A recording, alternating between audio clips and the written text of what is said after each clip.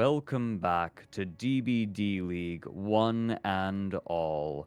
We have yet another set for all of you.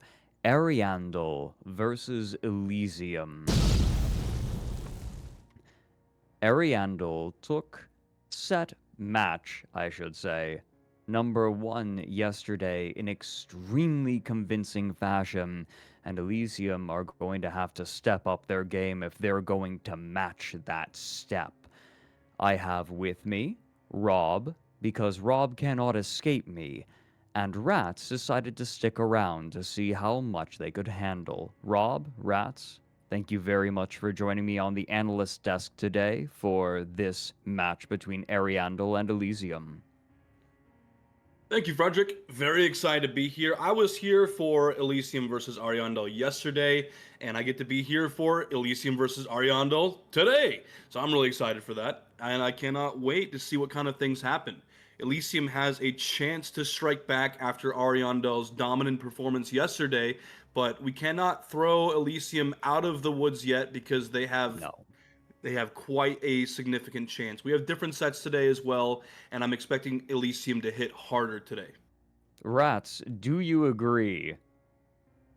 I agree for sure. Elysium, yesterday, it was honestly quite an upset when we saw Elysium losing the Hillbilly set and Zeno not getting the results that he wanted.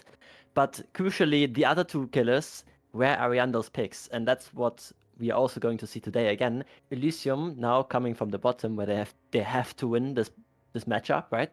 And they have the advantage that they're going into the set with 3 killer picks. Unlike Ariandel, they only have 2. And do you think that comfort with the killers is going to be that much of a deciding factor? Because we have some very interesting killers on the docket today, including some of my favorites to watch, I should note. But of course, exactly who the teams are more comfortable with is the more important fact here. But there's some very interesting picks, especially the first killer, Shape. Ratz, what do you make of the Shape pick? I don't know if we're looking at the right list here, but my Or list am I is not? actually a different killer. For me, it's Oh. Vecna. Lich is Oh, actually wait, the 11th killer for the next best of 5 if they were they to play lied to another me. one. You know what? Looking at these are just as interesting, quite frankly. Yeah, I was gonna say. I mean, I wasn't so I was like, wait a minute.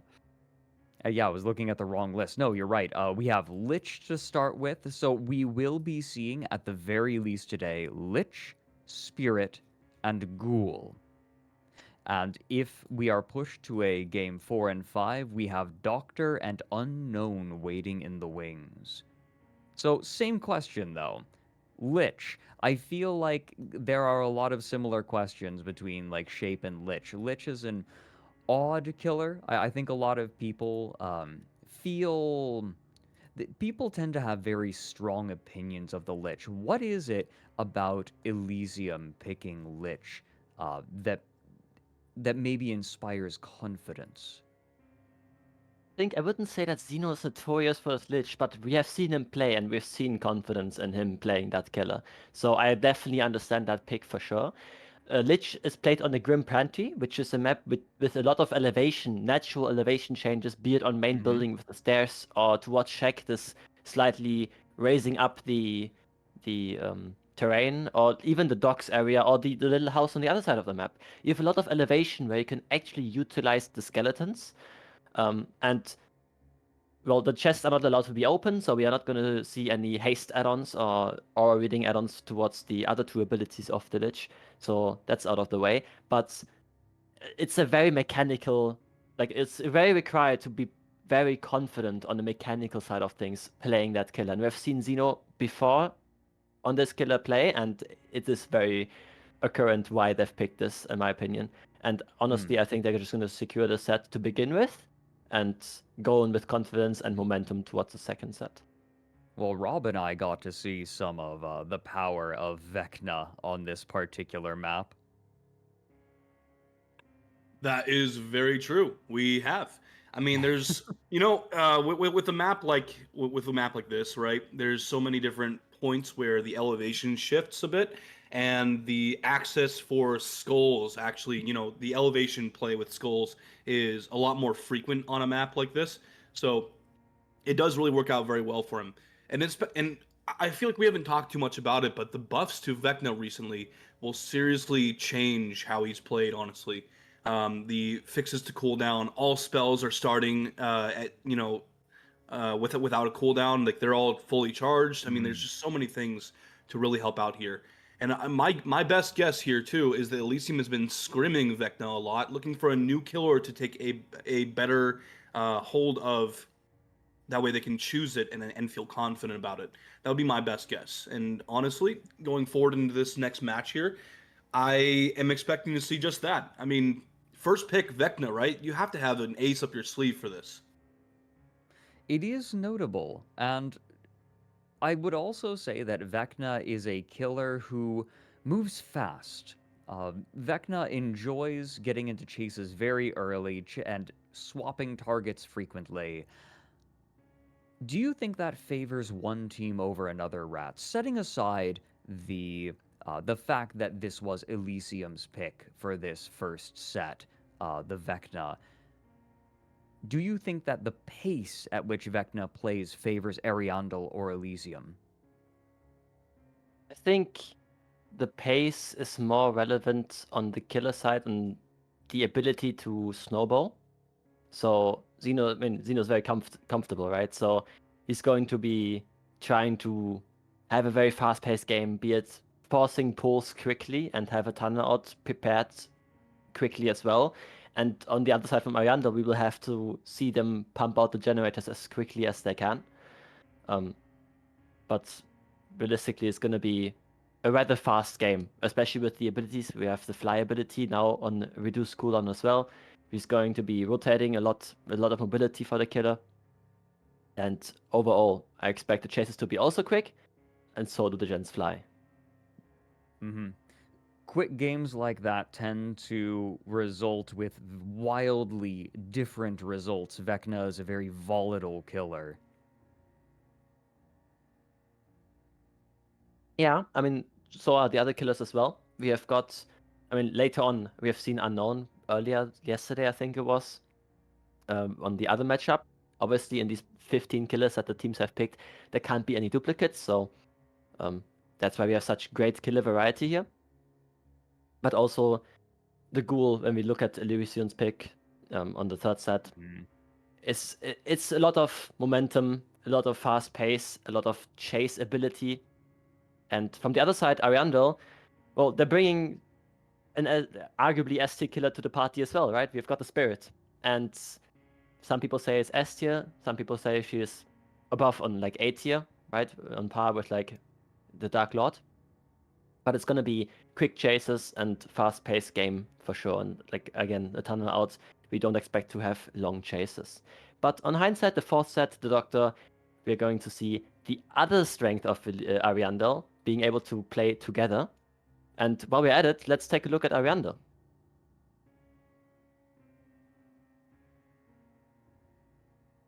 So I've got Ariandel, obviously, Hartwell, team captain. Notorious Nurse main. Wait, no, it's Fallen Art, my bad. If you guys want to add to this team card. Yeah, Bubbo, right? Bubbo, definitely a very good survivor, but also he plays a lot of killer for Team Ariandel as well. I mean, he's notably very good at Dredge, Wraith, Freddy. Like, there's a lot of different picks here. And like you just mentioned, Ratz, Fallen Art, very, very strong nurse. Whenever Ariandel is playing nurse, that's who's playing. And I imagine Ariandel has nurse banned against them many times. DW. Also a very good survivor player as well. Ariandel has a very stacked team with very experienced players, and it's just we talked about this yesterday, right? Invictus mentioned that Ariandel is probably their biggest competition in this league. Ariandel is just full of like so many very, very experienced players and have been around for a long time and have made some very confident and strong plays. Swatter as well, always rocking Bill, by the way. I got to respect him for that. LaMagic as well, a very, very strong survivor player. I mean, Ariandel just put on an incredible performance yesterday, and you can see why.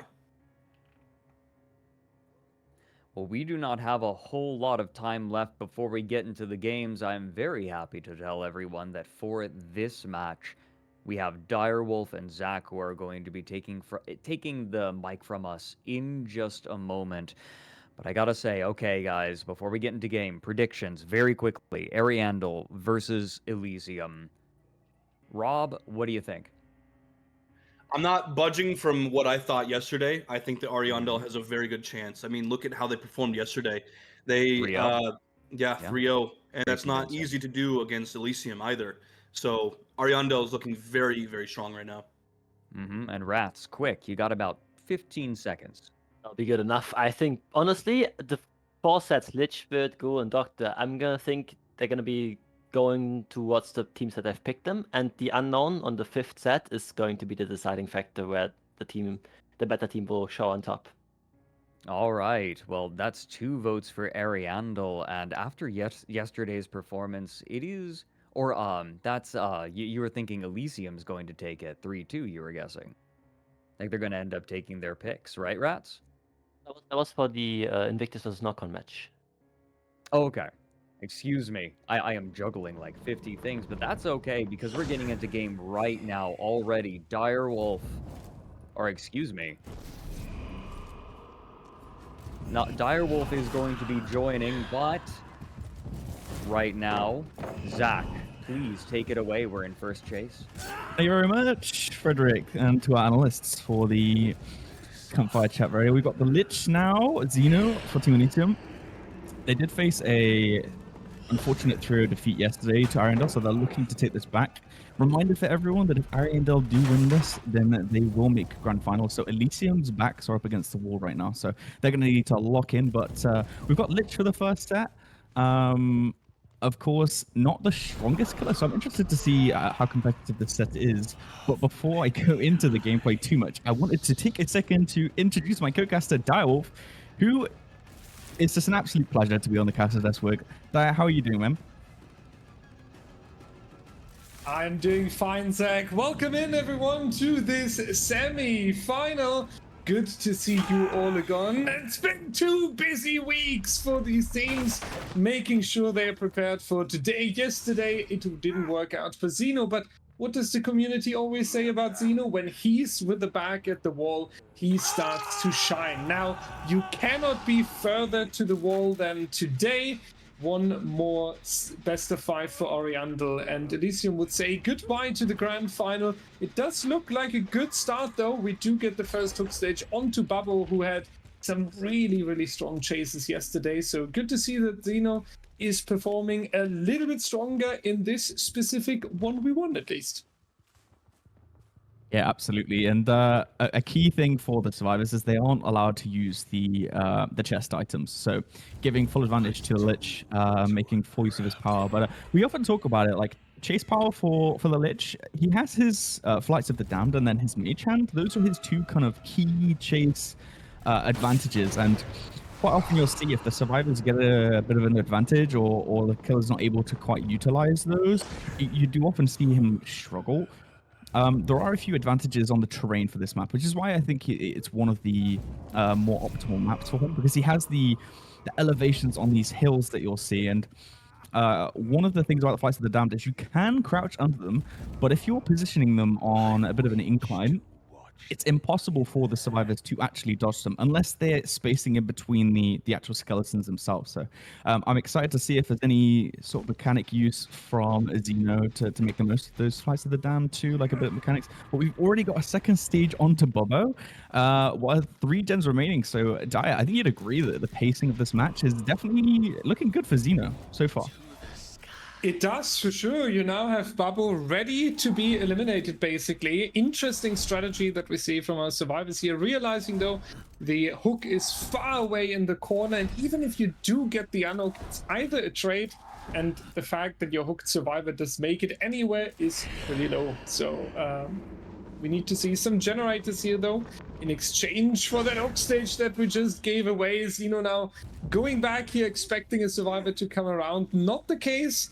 just yet. So we might just go ahead and confirm our first elimination, though Pikz finishing a generator over here, and Swatter and Hartwell, that's 2 individual generators. If that's not gen efficiency from the Survivor tutorial book, ladies and gentlemen, then I don't know what to tell you. Backup generator being started here, but Zeno needs to select the correct generator here in order to stop that, and we might find ourselves in the end game very soon. So Ariandel showing us from the get-go, they are here to fight. They are here with an insane efficiency on the generators, and Hartwell not interrupted yet. Hopefully he doesn't fall for the bait on near. Okay, you got him now. This is kind of dicey for Zeno because he's got this generator, which is the furthest progressed. And by the way, yeah, like you said, Ariandel gen efficiency is kind of out of this world right now. Like, they've definitely punished Zeno for camping that death.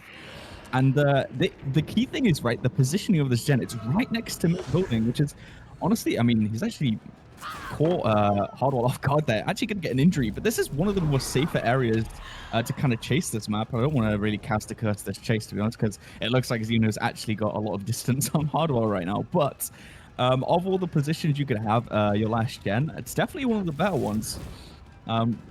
We have the mage hand blocking here, using that 3% haste to get around. And I don't think Hardwell makes it there. No, not quite. And this is quite bad because you're going to get a mid-map hook next to this gen. So unless they've got good progress somewhere else on the map, like Pikz working the gen by Shaq, and you've got Swatter trying to push this one, but yeah, Zeno's going to be able to hold on. Yeah, hopefully it does work out. Swatter not really sure he can go for the generator there, getting a few extra percentages in, but realizing ultimately he has to leave that objective for now, going back into the main building, trying to drag the killer away, but we do get the hit regardless. Here needs to be a longer chase, though. It would be difficult if we have a slug together with the hook onto Hartwell here. So Swatter doing exactly what he is expected to show us. Good and strong chases all the way back towards the pallet here. Rescue came in as well. Pikz back on the generator. Hartwell has the backup gen that we saw being introduced earlier. So Ariandel, this is what I like, right? They are not having, they don't have this one objective where they try to crank it and then it doesn't work and the game plan needs to be adjusted. They rather take 30 seconds extra, but make sure that they have 2 generators at the same time, one as a backup, which is brilliant strategy. And that's why we are in endgame now with only 4 stages. And Zach, I think even if Swatter dies, 6 stages on 2 survivors is something they can definitely be happy with. Yeah, absolutely. Like, pumping out those generators in exchange for that first death really set them up for success. You've got Pikz now, who I don't believe has been hooked so far this game, so is an additional fresh hook for Zeno. So I wouldn't be surprised if he wants to commit chase. Whether he's going to get the down, though, I'm not too sure, because this gate is definitely going to be open. I wouldn't be surprised if the survivors just leave Swatter right now, and like you said, I mean, if that would be 7 stages, I believe, because Hardwell did get hooked, as far as I remember. But yeah, I mean, it could have gone either way there. If Zeno didn't get that interruption initially on that middle gen, we could be looking at a lot of less stages. So you can count his lucky stars a little bit, like, for how this set turned out. But definitely Ariandel's like shining in the set. Super strong play here by them. So what we need now in the upcoming trial is their killer saying, I pick good perks and a good strategy. I will be not a sweater, I will be a swatter coming in, but we will hear from our analysts what the correct strategy is for the upcoming set. Fredrik, enlighten us. Thank you very much, Direwolf. And boy howdy, if you told me that I had a moment to get up and use the restroom real quick, a quick rest break, you would have been lying to me, because that felt unbelievably fast. Ariandel showing that DBD is easy. You walk up to a generator and you hold left click and you win. 7 stages. Going to be the tie condition for the next game. And Ratz, you were right. Very volatile killer, very fast. The pace was unreal. Oh, it was. While we're at it, well, we can go through the last set. We can also look at the Elysium team card, as we have not done that in the last campfire. But yeah, it was a very fast-paced game, as we've expected. It was a very quick first down, but also the hook location was in the corner of the map, so it was not really reasonable to save. Zeno made sure that nobody would rotate edge map with his spear. He was like making sure that nobody's stealthing for it, and he secured the second stage and the death. But the survivors from Ariandel didn't really mind. They simply said, okay, you do you, we do us. We just work the generators. Hold down M1 button and 7 stages, 3 fresh. I mean, honestly, don't count the chickens before they hatch, but it's a good result, respectable result for both sides, and we gotta wait and see what happens in the upcoming match. Yeah, and Rob, do you think that Elysium survivors can step to that pace? I think they can, and I'm fairly confident that they have before as well on a Vecna set. Just wanted to go over Zeno's playstyle as well, and just wanted to say that, you know, by no means did Zeno perform badly on the Lich. His first down came in at 1 minute and 14 seconds. The average is 1 minute and 19 seconds, so already earlier than the average. Not only that, but also he used all of his spells quite efficiently too, I would say. Pretty much each single one of them paying off in chase, except for the end there when he was chasing, I believe it was Le Magic at the end. But yeah, pretty much each spell that he used was paying off in chase. The Mage Hand earlier on paid off very well. All of the skulls were used in elevation and hit. And I mean, like, and the hook positions as well, very strong. Bubbo being hooked in the corner was very easily campable, and then the hook in the middle of the map was also quite strong. But still, the survivors of Ariandel, their left click button is just too strong. I mean, they were able to sit on generators and get them completed. And if this isn't a showcase of the best strategy of how to split on generators, then I don't know what is. No, absolutely. And something I'd like to note is that though there were 2 generators, they almost completed 6 generators. There were 2 generators that were very close to popping. I don't know if you noticed that, but Pain Resonance did. Yes. The last hook was a Pain Res hook. It just didn't matter because there were 2 generators that were very close to popping. So Ariandel not just finishing 5 gens, but nearly finishing 6 to round out this game. But we have very little time left before the next game, and I personally, it's going to be tough to beat. It's going to be it's a really good, just a really good Survivor performance from Ariandel, despite some very solid Vecna play from Zeno. But we're going to be getting into game imminently. Again, it is time to pass the microphone back over to Direwolf and to Zach for Trial 2 of our Vecna set. Direwolf, please take the mic. Thank you so much, guys, and let's hope that the words of our analyst MetalBro are being heard here. Quite confident that Elysium can step up, and did so in the past. It would definitely be needed here, and the perfect timing to do so as well. Hopefully the perk that we see there on the right side will not ruin their trial, because we do have a quite aggressive build, I would say. We're definitely aiming to push the survivors away from the generators, and then with Pain Res on top here, Firecracker, only a little bit of celebration for Oscar. He's hyped that he's in the second semi-final of tonight, but it didn't do too much to the killer. First injury coming out already. Let's see if Bubbo is as quick as Zeno was in the previous trial. It's definitely tricky here for Oscar to move around, because we do have the skeletons available, and that's going to be the down right into the pallet. So far, Zach, I would say that's a tie, considering the first chase down. The problem is we have the basement around. Yeah, and this basement on this map is notoriously, like, it's notoriously dangerous, because it just feels so far removed from everything else. You're underneath a building and you're deep underground. It feels like you have to go so far for this basement. So I think positionally that's an advantage for for Bobo. Nice dodge out from Marco. Also, ladies and gentlemen, you might notice that Laser is returning as well for a second day.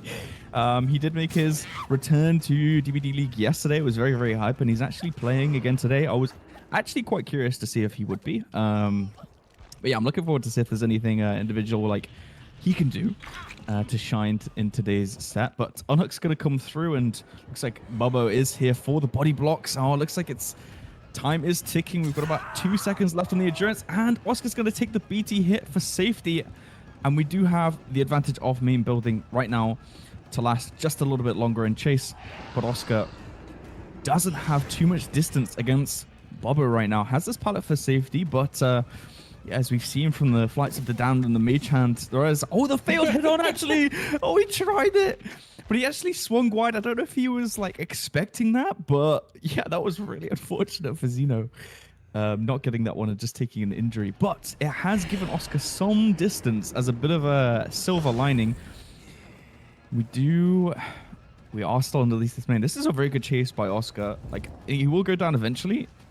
Flights of the Damned, not quite ready. Is going to drop that pallet. Has a bit of safety playing the check spots, but will go down eventually. Second stage, 2 gens left, Diet. And it looks like we have a decent amount of progress on the map. Yeah, considering what you said earlier, where I totally agree that the basement feels like the omega punishment when you're going down there, and that it was so difficult on the staircase to actually make it out of the basement, the chase that followed afterwards was insane. Like, this was such a delay of the second hook stage now. We've basically been shown the entire map almost by Oscar, and the 2 generators plus the heal onto the overmotivated head-on Zeno, all coming through, is definitely here the reward for the team due to Oscar's great chase. We're going back onto Zeno. This time it will be difficult with the head-on here, as we have the line of sight. Does manage to dodge the attack, but that's going to be an injury. However, Zeno will make sure that he's moving behind the main building in order to force Babbo not following and staying around the hook here. Will be interesting now if Laser and Marco are even considering the unhook here, or if they just stick to the objectives. Honestly, after seeing the progress, was about to mention we should be close to 2 generators completed, and that is exactly the case in a second. So I think sacrificing Oscar here is okay. The only problem is you cannot sacrifice anyone, because then you're only talking about a tie here. So we need a significantly better survivor trial than the previous one, and that one was already clean. So gonna be a tough task here. Yeah, absolutely. Especially looking at this gen split. We've got the Shack gen and the main gen, probably the 2 furthest gens from each other that you can get on this map. So if we get a couple of good chases from our survivors, I don't see why Elysium can't take this home. Oh, really well played by Laser there. Good patience on the pallet. Gonna force Bobo to break, and he's used that Flight of the Dam too. It's gonna use Fly to catch up, but we do have Shack still. But the window's facing the other side, so this is likely gonna be an injury. Oh, it's gonna be close. No, he does make the pallet in time. This is what I'm talking about, the chase that they need to get good progress on the map. They should be splitting these gens, and eventually, they will eventually get enough progress to hopefully take the win. But yeah, it's still, I think it's still in Bobo's court potentially to take something here. Hopefully, Zeno would be a chance to strike. We have the injury already, but the main building is kind of dangerous. Not as dangerous as the main building on the Dead Dog Saloon, but you can definitely waste a ton of time here. But Zeno opting to go for this filler pallet over here is a lot easier to run the leech for a little bit. The generator in the distance will be completed. How long can Zeno stand? That's the question here. He does go for that. But the hook! Who placed the hook there? Time for an email to the behavior map designers. Whoever generated that RNG will get a hate mail tonight from Zeno. How unfortunate is that? Back onto Laser though, and now I feel like it's all or nothing. Either they pull the most incredible endgame coordination, or Ariandel is unfortunately taking over here. Yeah, interrupting that gate was so huge for Bobo because he is still in this. Xeno's going to get picked up, and Lasers needs to last now to give them chance to actually get that other gate ready. But he's at like probably the worst pallet in the game, and Bobo is going to get him down. He's going to check this gate. This is an insane in game. This could be really, really close. I'm excited to see how the survivors get around this sticky situation. Marco is the only healthy survivor left, so if he's found, that could change things right now. Has he been found? It looks like maybe he is onto him, yeah. Now Marco at least needs to survive here to give Xeno time to pick up Laser. They are close to that gate. So really, this endgame kind of...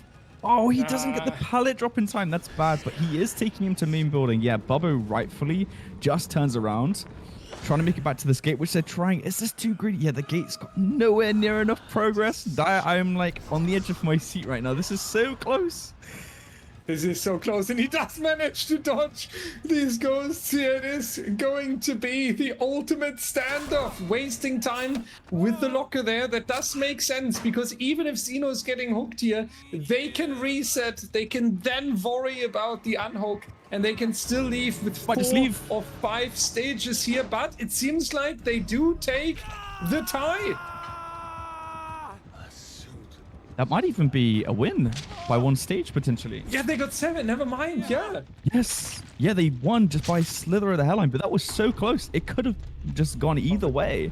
That is an insane end game here. It was so insane that I actually lost track of the hook stages, which almost never happens because I'm an OG. I'm still scoring with pen and paper. So if I mix up the hook stages, you know that it's time to call the ambulance, because something on the screen was insane. I'm looking forward to hear what the analysts tell us about that, because this has been spicy, and this is telling us it will stay spicy. Take it away, guys. All skill, ruin totem, crowd control, hex totems, 0 skill, don't need 'em, too good. Extremely good play. Elysium going to take the game by the skin of their teeth. And, well, it looks a bit like our predictions are coming true, Rob. Absolutely. I mean, that's what I thought, right? I had a pretty big feeling that Elysium could take this, and they did. I mean, if we just look at how both matches played out, I mean, even the first down coming in at 58 seconds, it looked really good for Bubbo, but I mean, Elysium just really locked in this match, keeping their other survivors alive. Their gen progress was still really good despite having to heal multiple times. I mean, there's just so much going on in this match that I feel like really helped Elysium out there. No, absolutely. And Ratz, I gotta ask, only 1 token of crowd control getting used. Do you feel like it had that much of an impact on the chases? I don't think it had that much of an impact. The question, though, is if you really... I mean, it is still area denial, right? You can still have the killer shack be very annoying, and you can, on the docks, for example, you can have this double jungle gym setup with the 2 windows and pallets, which is very annoying to deal with, even as a Vecna, and plus the main window, obviously. So worst case scenario, it was just a safety pick, and either way, it was locked in beforehand anyway, so they couldn't have changed it. But I mean, I gotta say, Ariandel still did a really good job, just losing the opponent's pick, mind you, the opponent's pick from Elysium here, by 1 stage. So moving forwards, maybe they can take, even though it's 3 picks from Elysium in this best of 5, maybe they can take 1 of the picks off and their other 2 picks home themselves and close it. But from what it looks like right now, it might actually be possible for Elysium to call this back and call for another best of 5.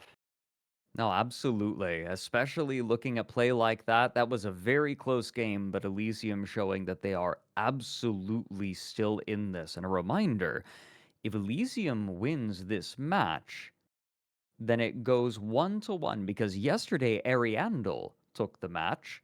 If Elysium takes the match today, then it's going to be sent to a third match, which will be played right away. We may have a long night ahead of us, and it's going to come down to the next couple of trials, if that will happen. Next killer on the docket is going to be Ariandel's pick, Spirit, which will be played on Wrecker's Yard, and I'm afraid we do not have a terribly long amount of time to discuss this because they're already loading into game. All right, very quick. Rob, I need you to give me a pick. Ariandel or Elysium. Got time for one name. I'm going to go with Ariandel here for this. I think that we're going to see a very dominant Ariandel Spirit here, in my personal opinion. All right, and Ratz? We'll have to go with the same. All right, absolutely reasonable. I think I might agree. Teams picking the killers that they are comfortable with. It's time to get into game. We're going to pass it off once again to Direwolf and Zach. Zach, please take it away. Yeah, you hit the nail on the head there. We've got Bobo for Team Ariandel on Spirit, and this is one of his signature killers. Across all of his comp experience, he is known as, you know, the 8D stereo surround sound headphones that can hear anything, see the slightest move in the blades of grass, and yeah, he is so precise with his phases. And when you have a Spirit player that is on that level, it becomes so difficult. We've seen some really strong results from him so far in Season X, and look at that, he's already got his injury coming into the trial. And once that injury comes through for Spirit, it's very hard to counteract that. And he actually swings from the inside, thinking that maybe Marco dropped it, but that's very smart survivor play from him. How long can Marco last in this chase? But this lethal Spirit, yeah, he swings through that pallet, not able to drop it in time. And we've already got our first down. Xeno actually in the vicinity too, but that's a 53-second first down die. That's a very good start, especially with this injury now. Yeah, that's tough now that they take this injury on top here. I was about to mention we saw Xeno, unfortunately, during the chase, so it was a little bit expectable that Babu would smell this pallet setup here. They still tried, so we can give them a sticker at least for that. However, we continue the story of taking the first down right into the basement, and the basement on Wrecker's Yard can also be pretty punishing. It's not as deep and difficult as on the Grim Pantry, but it is in the middle of the map, so it can be chained into multiple generators while you're guarding that hook stage. Xeno here on the chase does hop into the locker to give a little bit of time to Laser, who's right now entering the basement to get Marco out of there, and Babu does not have the time to go for the hook in the basement, so we just throw Xeno on this one. Survivors healing quickly in the basement. That should make sure that Marco is making it out of there. In exchange, a second generator. The Survivor team looks pretty sorted and pretty solid so far. Yeah, let's look at the perks actually, because we have another Call of Brine Eruption. Essentially it's a gen kick build, and I have to, like, we've seen Call of Brine a few times so far in the semi-finals, and we've been talking a lot about the perk in general. Dragon Script and Call of Brine, of course, the information for when those survivors actually touch the gen, it's going to give Bobo a lot of tools and a lot of info to use, especially when it comes to trying to defend these generators.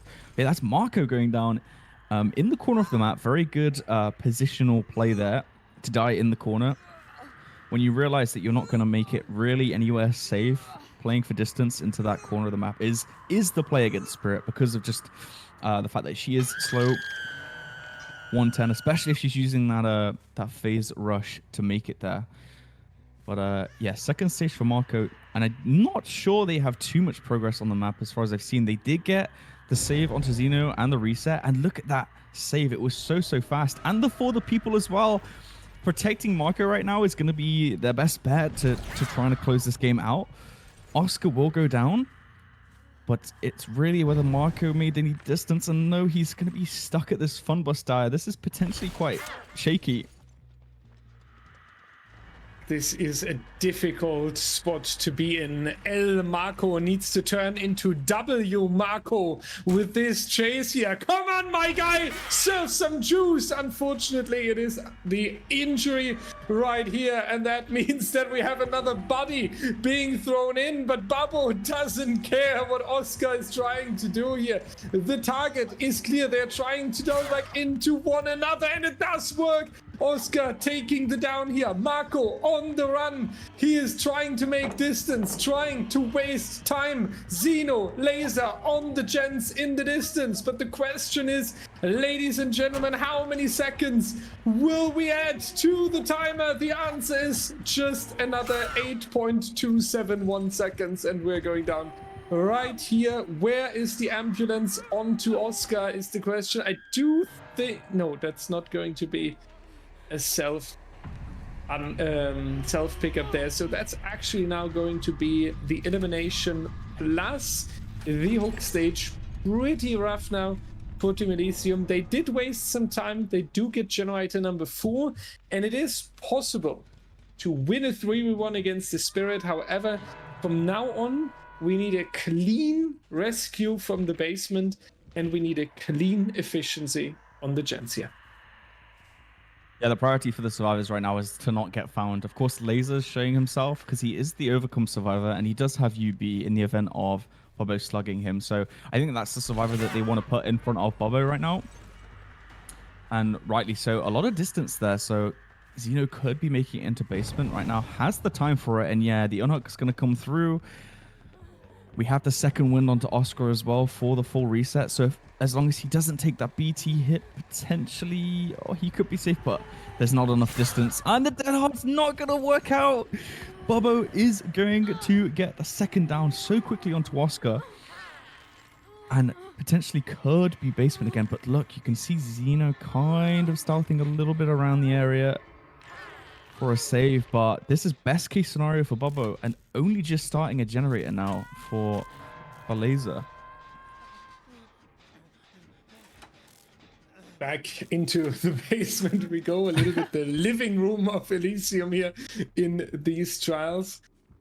And yeah, Zeno hiding here. They want to set it up already. We have seen the strategy throughout the trials, right? We want to get quick unhooks to keep up the pressure with the chases, to keep Babbo busy. We can see how angry he is. He even kind of tries to injure the pallet here, but you better make it out of that basement as quick as possible, because it will need another 75% on the generator that Laser is currently working on. Third injury across the board now. Rough for our survivors, but at the same time, is it really an option right now to pull back entirely and go for the reset? It's not really, because Laser is already down here. So if Oscar and Zeno would now go for the full reset, they do lose some time again. And this is the difficult discussion you have now, right? Do we stay risky? Do we try push the generator? Or do we go for a reset? It seems like they are going for the safer plan here.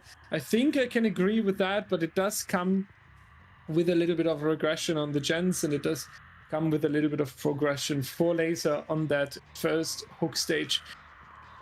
Yeah, how do you play this now? Perfect communication we mentioned, perfect efficiency we mentioned, but knowing Babbo and how well he can play on the Spirit, I feel like we also rely on a little bit of a misplay on the killer side. Yeah, absolutely. I think I agree with you. Like, staying healthy against the Spirit is definitely a good move, because it adds just an extra stage to that down, which also kind of buys them time in the process of just the fact that they wasted time healing. It's not wasted time if you can make the most of it. But yeah, look at this Call of Brine value and the Dragon Script too. I mean, it's Oscar who, yeah, Oscar ate the Dragon Script, which could potentially bite them in the butt if he gets found. But stealthing so important right now. The fact he's not getting found is so huge for the team. They are doubling this gen across the map, so now that they're in a position where they can split the map. Oscar made it out safely, is still in a bit of a predicament, but now we have Zeno and Laser playing injured. This could potentially go pretty poorly for them if they don't play safe enough. Nice headphones. Actually finds the right side of the pallet, gets the stun to Bobo, and now I feel like this is a bit of like momentum for Elysium. Really depends. Like not going down there is huge for them, and it looks like Bobo is still on the hunt for them. It's almost like they're trying to bait a little bit. And look at how far away they are. Yeah, I think that Elysium like trying to employ a bit of a strategy here, and yeah, really depends if Laser gets found right now. Oh, okay. I was worried there when I heard the face sound. I Yeah, was me like, too. this is not what we need right now, but it seems like Babo prioritizes the generator over here and wants to check what Oscar has in store for us. It is rough, yeah, I do agree. They are trying to bait it, they are trying to drag it away, and it's understandable and certainly on paper a good plan, right? But for Babo and his experience, it might not be enough. Oscar, they're also living on edge basically. Babo going into the next chase here, following the scratch marks. That's going to be Ada. We found now interesting animation of the swing there. And you have to turn away though, once again, and again with the difficult decision. Again, 3 injuries, again the question, Gens first or pulling back for the reset. It would come again with the risk being found while doing the reset, but one thing worked in favor of Elysium here. The longer it takes, the more often we kick these generators, and at some point there will be the mechanic that stops Bubble from forcing them into regression. It will still take a lot of time, so you better call your family members and announce that you are late for the barbecue, but we might see them being successful here. Potentially, Oscar taking chase to the corner, in a optimal position. That's the new of the game in this 3v. We're going to see the gameplay slow down a lot because essentially it really is, I mean, like you alluded to earlier, it's about who messes up first, and that is Oscar dead. So I would say is these sides suffering a little bit now in the 2v1. The chances now even more slim, to be honest.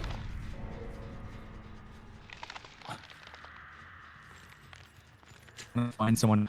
I do wonder if there's an injured survivor around here. They were working on the gen.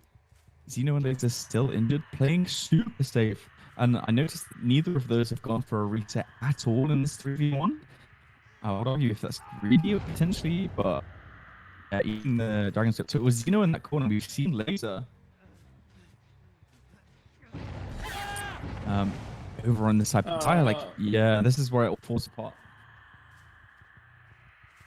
Unfortunate here for Team Elysium, and that's going to be Xeno now in the final chase here. Unfortunate, it looked so good for some part of the trial, especially the mid game, but Babo just a little bit stronger. Laser with one more chance there in the distance with the pickup, but if Xeno doesn't show us the world-class chase right here, that should be 4K1. Xeno getting grabbed from the window here. That's making it pretty clear there won't be enough time for another gen. So if Babo doesn't sleep on the hatch, then we should see the 4K here. For everyone who's new to DBDLeague, the exit gates will not be an option for Laser here. Wow. Okay, he doesn't choke around at all. That was incredible. Yeah, 4K1, I think Bobber can be happy with that. But also on the Elysium side too, prioritizing that final gen is going to for the reverse fixture. But yeah, I think that it could have gone either way. And yeah, we'll have to see what's in. And we have Obi on the Spirit making his way towards that corrupt zone. And yeah, Obi Spirit, I mean, we're comparing spirits, but definitely Bobo's one spirit that I do know. Obi Spirit, I'm not too familiar with that. Maybe you have a bit more insight into that, if you are aware.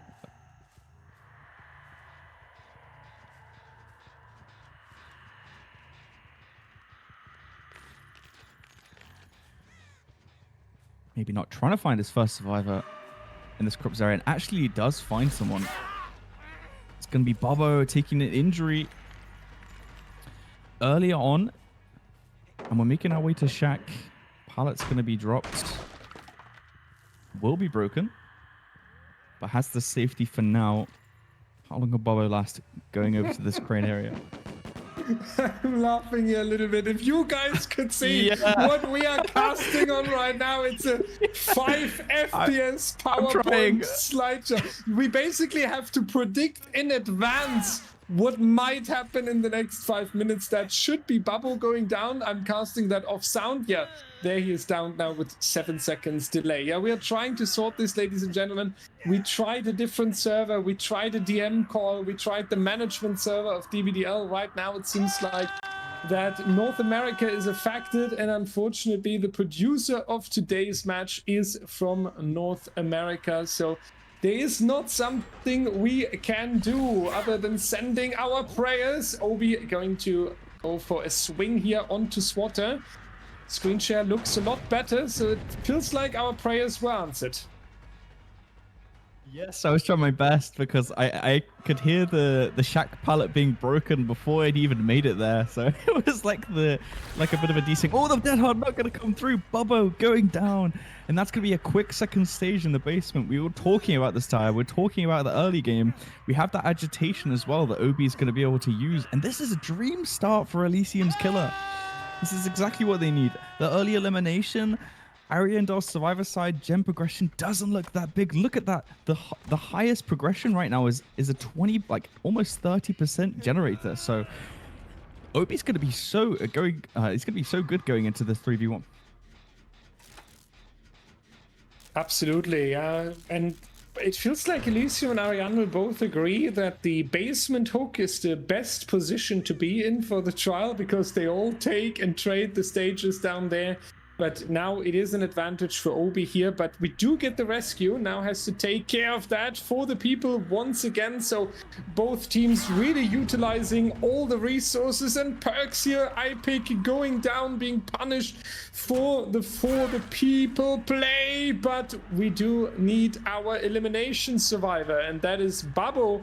And when you are such an experienced spirit, that 4K Elysium, you're obviously also a very great survivor playing against the same killer, so it will not be easy at all to get Babbo into the down here. Obi, not sure how far Babbo went, expected the double back there, but Babbo just saying goodbye, cheers, we'll see you later. And he does trick him again. Babbo on the grind, ladies and gentlemen. An injury only coming out now. Hartwell will finish another generator pretty soon, but Swatter and iPick, they are not on a gen, so they are lurking around here. Obi not catching that.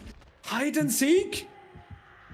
Swatter right now got to get found on these tires, and don't think Obi sees him. He's gonna pick up the pallet. Will he get the pallet save?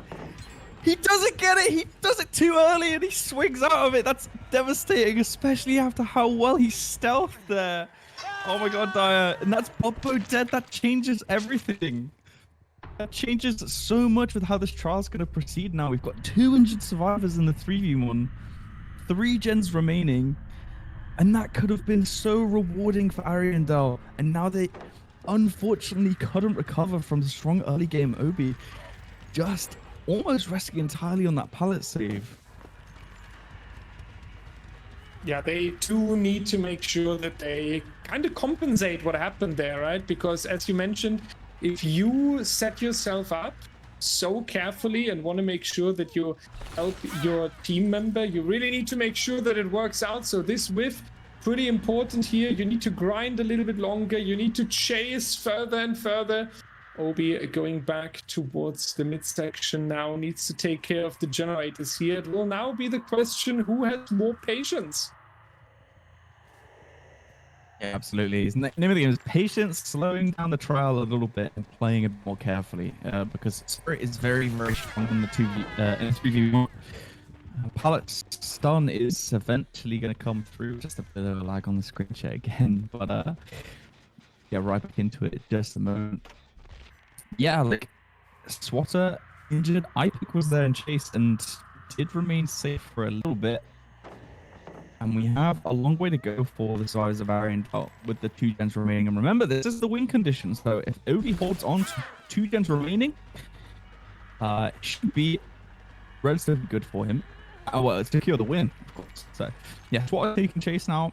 The only injured survivor in the trial, but will go down, unfortunately. And yeah, there's still a saving grace in that the remaining 2 survivors are healthy, and the gen pops now, so that's tight condition at the very least secured for Ariandel. So yeah, I think they recovered pretty well considering how things have gone so far, if you'd agree with me.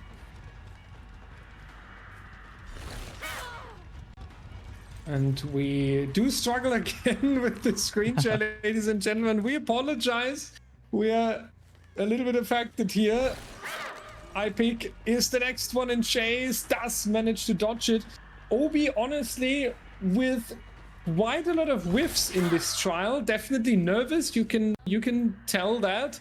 You can see the pressure that lays on the shoulders of our killer here, but for that, he is still doing pretty good. We need to keep in mind, though, the next generator will already be the win condition. So he really doesn't have more time for any whiffs. He doesn't have the time to go for the edge map. He doesn't have time for anything, basically. He needs to get Swatter and Hartwell as quick as possible. The problem is they are healthy, so they could, in worst case, even team up on a generator and take the downs if needed. Yeah, absolutely. Getting that last gen completed should be their priority. iPick only taking the first stage, so they still have plenty of time to work with.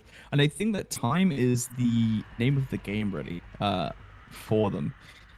Buying enough time for that last gen to be completed, making sure that they remain in safety. Obi holding onto this basement hook, but the trade's going to come through. iPick's got that second wind to heal himself up and protect himself from that second stage. But yeah, Hardwell's gonna go down. iPick remains safe, and essentially, like, spreading the next stage there, this is gonna give them even more time to get that final gen done.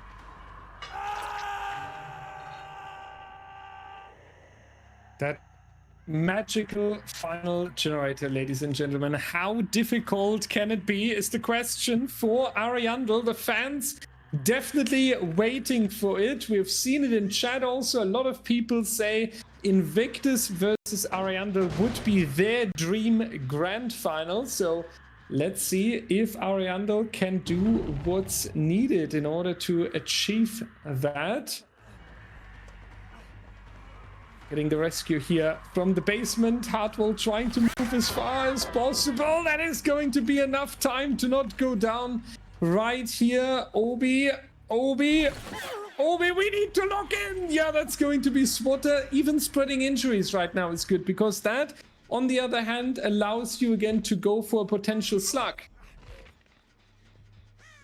Yeah, absolutely. The more injuries we have on the board, the less it's way more harder to play injured against the Spirit than it is healthy. That's, I mean, nature of the game in general, but also specifically for this killer, injuries is everything because of the fact that it's so sound orientated, and also like the fact that they can't really like afford too much room for error. Yeah, that's iPick going down. Eruption's gonna proc on that gen, and this could potentially be another basement if Obi chooses. He's got agitation, he can make it, and if he's recycling basement hooks, it's so bad for Ariandel. I mean, so far they've managed to hold on. I'm quite surprised. I'm quite impressed with how well they are holding on. Oh, they're taking a hit. Does he wiggle? He does. Oh no, Obi! It's all going downhill a little bit. We had this filler pallet on the edge of the map for safety, but iPick's gonna live to see another day.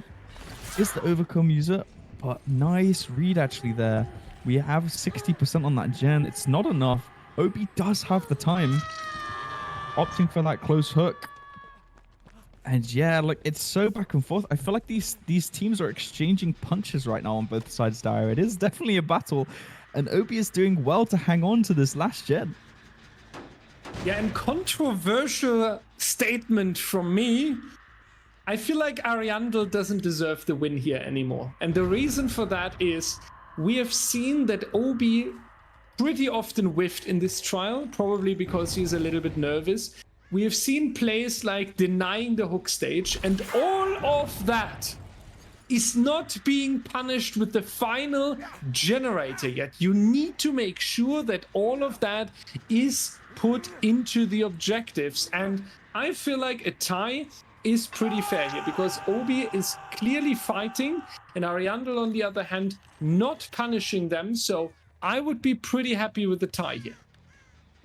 Yeah, I constantly see on the HUD, like, the resets happening and happening. The gen's creeping closer, and Ariandel have adopted this, like, slower playstyle, which, you know, inevitably they want to play it safe, you know, because there's money on the line and all that, but Obi will run away with this game if they aren't careful enough and they just taking too much time. Of course, Eruption's gone on that gen a few times now, especially because he has to repeat kick it, so eventually he will run out of regression events on that one that they're trying to work.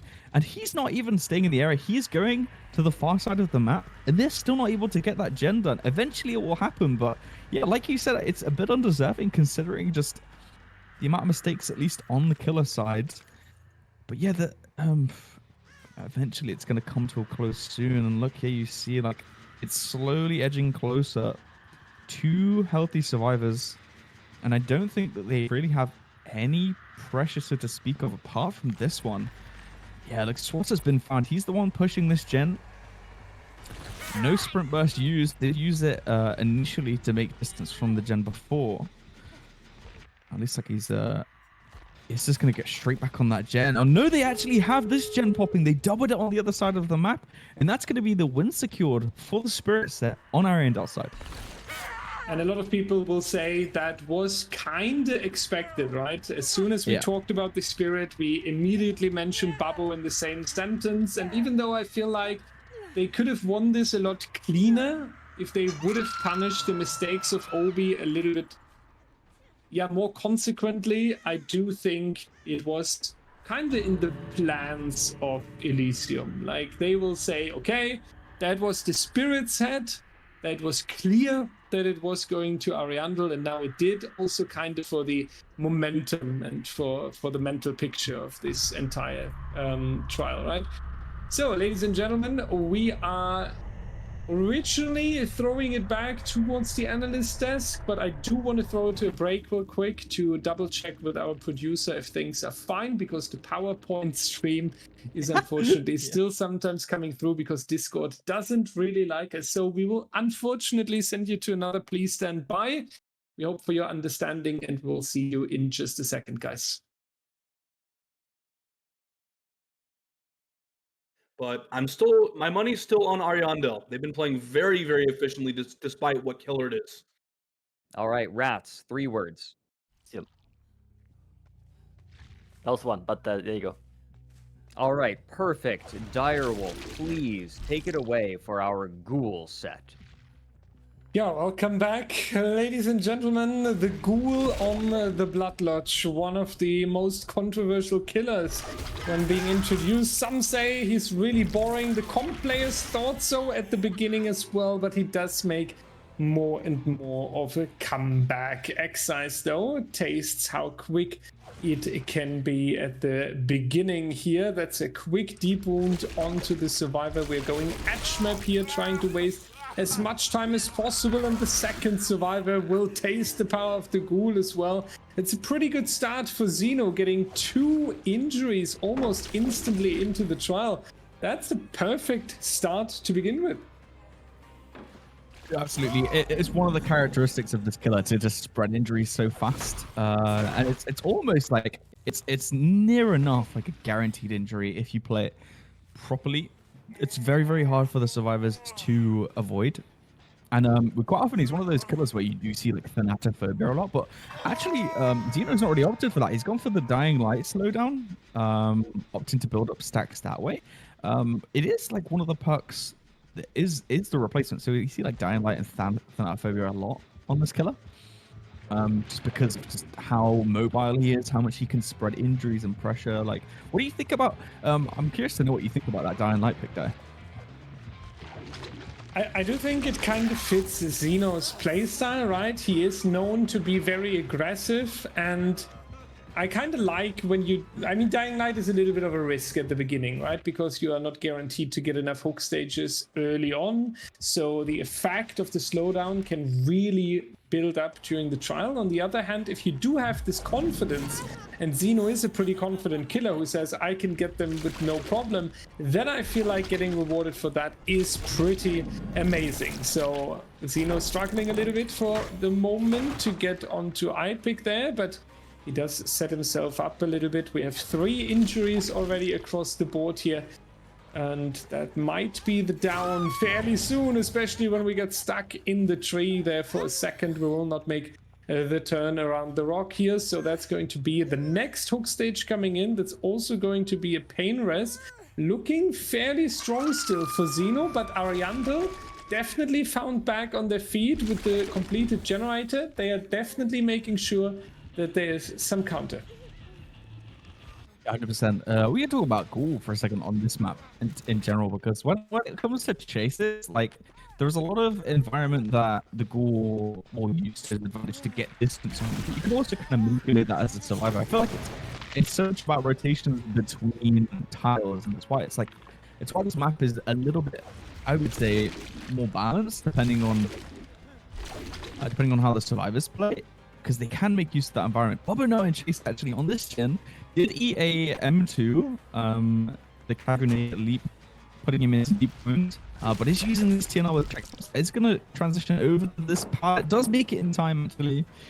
Very, very close idea there with the distance, and we've got a little bit of safety. There is checkpoints on this, but the loop around is not going to be enough distance to get a hit. It's going to be close. Oh, no, he just missed it.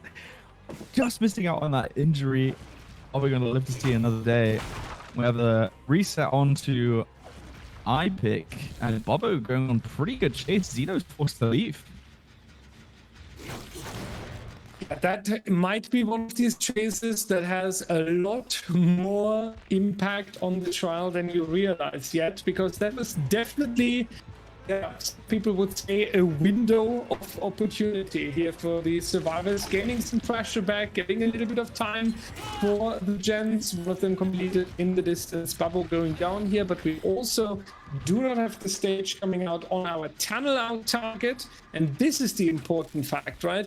Especially against the strong killers, if you are able to keep your team with all 4 survivors so they can pressure every single spare second that you kind of get into the generators, that really is the key to success. And the fact that Ariandel is able to still play with 4 survivors here, that's a really key element of this trial. Yeah, absolutely. The elimination, it's going to really pressure Xeno on the map. For these generators, he does have Pop and Eruption, which is quite good at combating that, as a caveat. And of course the Dying Light build up and the pain res. Only 1 stack left on the pain resonance, but crucially he does have this hook like between like deep in this side of the map where, you know, there's a few gens around, and he is quite mobile killer, so he is able to kind of make it over there to try and pressure players off of that. So it's not the worst case, but yeah, I think he needs to at least secure second stage here if he wants a chance of coming back at this. Because if he gets that elimination, like you said, like the 4 survivors alive is absolute nightmare fuel for the killer.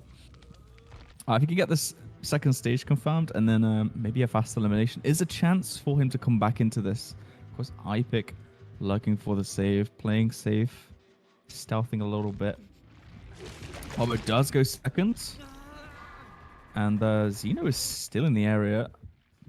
Yeah, like the trials slow down a little bit. Xeno just trying to decide maybe what he wants to prioritize. And yeah, he does catch the rotation. iPick going a bit too quickly. Is going to unhook in the killer's face. Goes down, and now Bobo's facing elimination, but he actually wants the pain res, which I still think he has time for. Do think so as well, especially with the Ghoul. Your target doesn't really make it that far back towards the shack here. Babo going to be in a very, very important chase here with that survivor.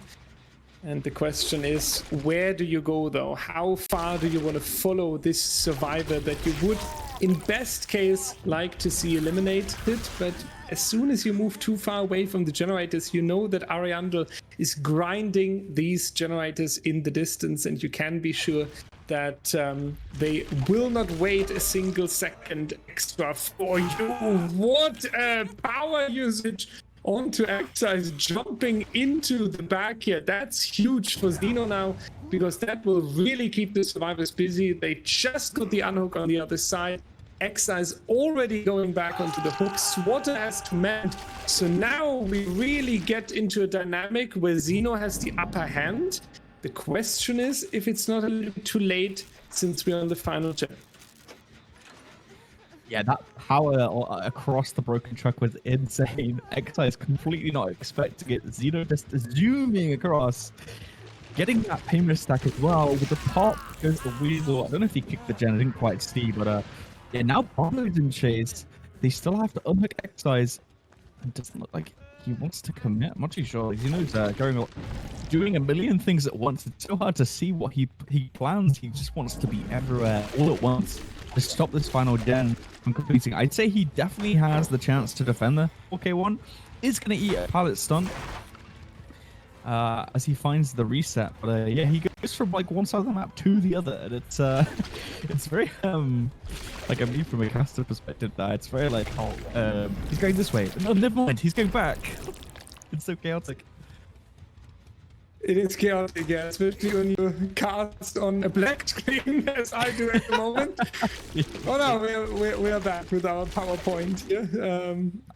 Zach, shoulder pad to both of you for the fact that we see everything in 5 FPS. I feel like we are doing pretty well here. Great job, yeah. Discord will not take down DBDLeague. That's the message that we got for you tonight.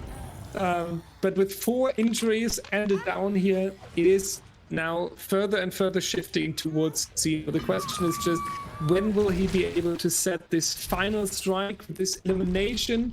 He really establishes his position of advantage that we have. I'm not sure if the survivor team will be having the time, it will be safe to go for a full rescue here, because we're already on the next survivor. So yeah, Ariandel better get an emergency plan ready. Yeah, and I mean, it's just look at the value he's getting from this goes the wheel. It is the only reason like they cannot get anything done.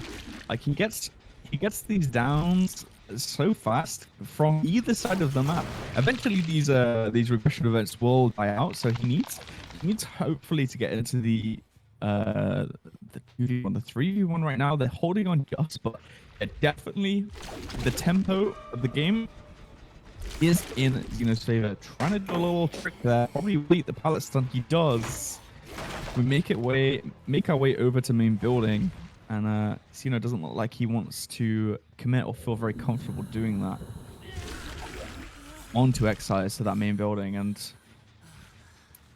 yeah, the 5 FPS casting is definitely an experience, ladies and gentlemen. But we are doing our best. I think we're doing well, like you said. But yeah, Xeno kind of was looking pretty bad, like starting this trial. Like the survivors had really good progression on the map, but he has clawed it back, and it'd be interesting to see if he could secure that 4K1. And yeah, didn't quite see it happen, but Bubbo is now dead, Dyer. Bubbo is now dead indeed. That's the second one already. So only Swatter and Excise left in the trial, and these two gentlemen are both injured. So that's quite a tough task to get an entire generator out of the way. It's not like we have a 95% generator somewhere in the back pocket here. Xeno trying to get the survivor, does manage that successfully, but Excise will be able to go for one more round here. And Xeno has to leave, worried that Swatter is pumping too much of a progress into the generators. He also definitely doesn't have the worst gen split up. We're kind of playing in half of the Blood Lodge map at the moment. And there we got him, Swatter hugging a tree before saying goodbye, but then with the sprint burst actually popping off here. So that is now leaving a little bit of room for Excise, on the other hand, to jump back for the generator. I don't think it's enough, but if Swatter here is pulling the absolute fantastic chase, and not getting caster cursed, then we would be fine, yeah. But unfortunately, I think Ariandel has to prepare for a 4K1. Yeah, potentially. I'm very curious to see if Exercise can get that gen done. It was relatively progressed, but Xeno is maybe, I think he's trying to snuff out like an early rotation actually. Can't quite see just yet, but yeah, this gen is so highly progressed. He does kick it with pop. We are itching down, but I'm thinking, yeah, like it's not going to be likely unless Exercise pulls out a miracle with this final gen. But yeah, look, Xeno can see all of them. Like he has a good sort of field of view from this position on the map, and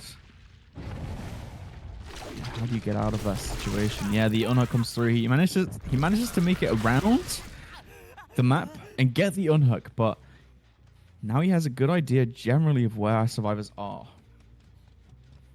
And so it is just a matter of time for me, I think. Yeah, and that's tricky circumstances for the survivor team now, right? If you would be at least able to some sort of hide one of them, so it's unknown which generator do they try to attack and so on, where they may be lurking for the next reset and so on, then it's a little bit more easy for the survivor team. But here, as you mentioned, we have a clear mental pictures where the survivors are located. So we go into the final chase on the fun bus here, where this chase we're casting purely from the audio again, as visuals are not provided today by Discord, and we do see the down, however, or we hear the down, so to say. I'm really glad that you guys have a flawless experience on Twitch yourself.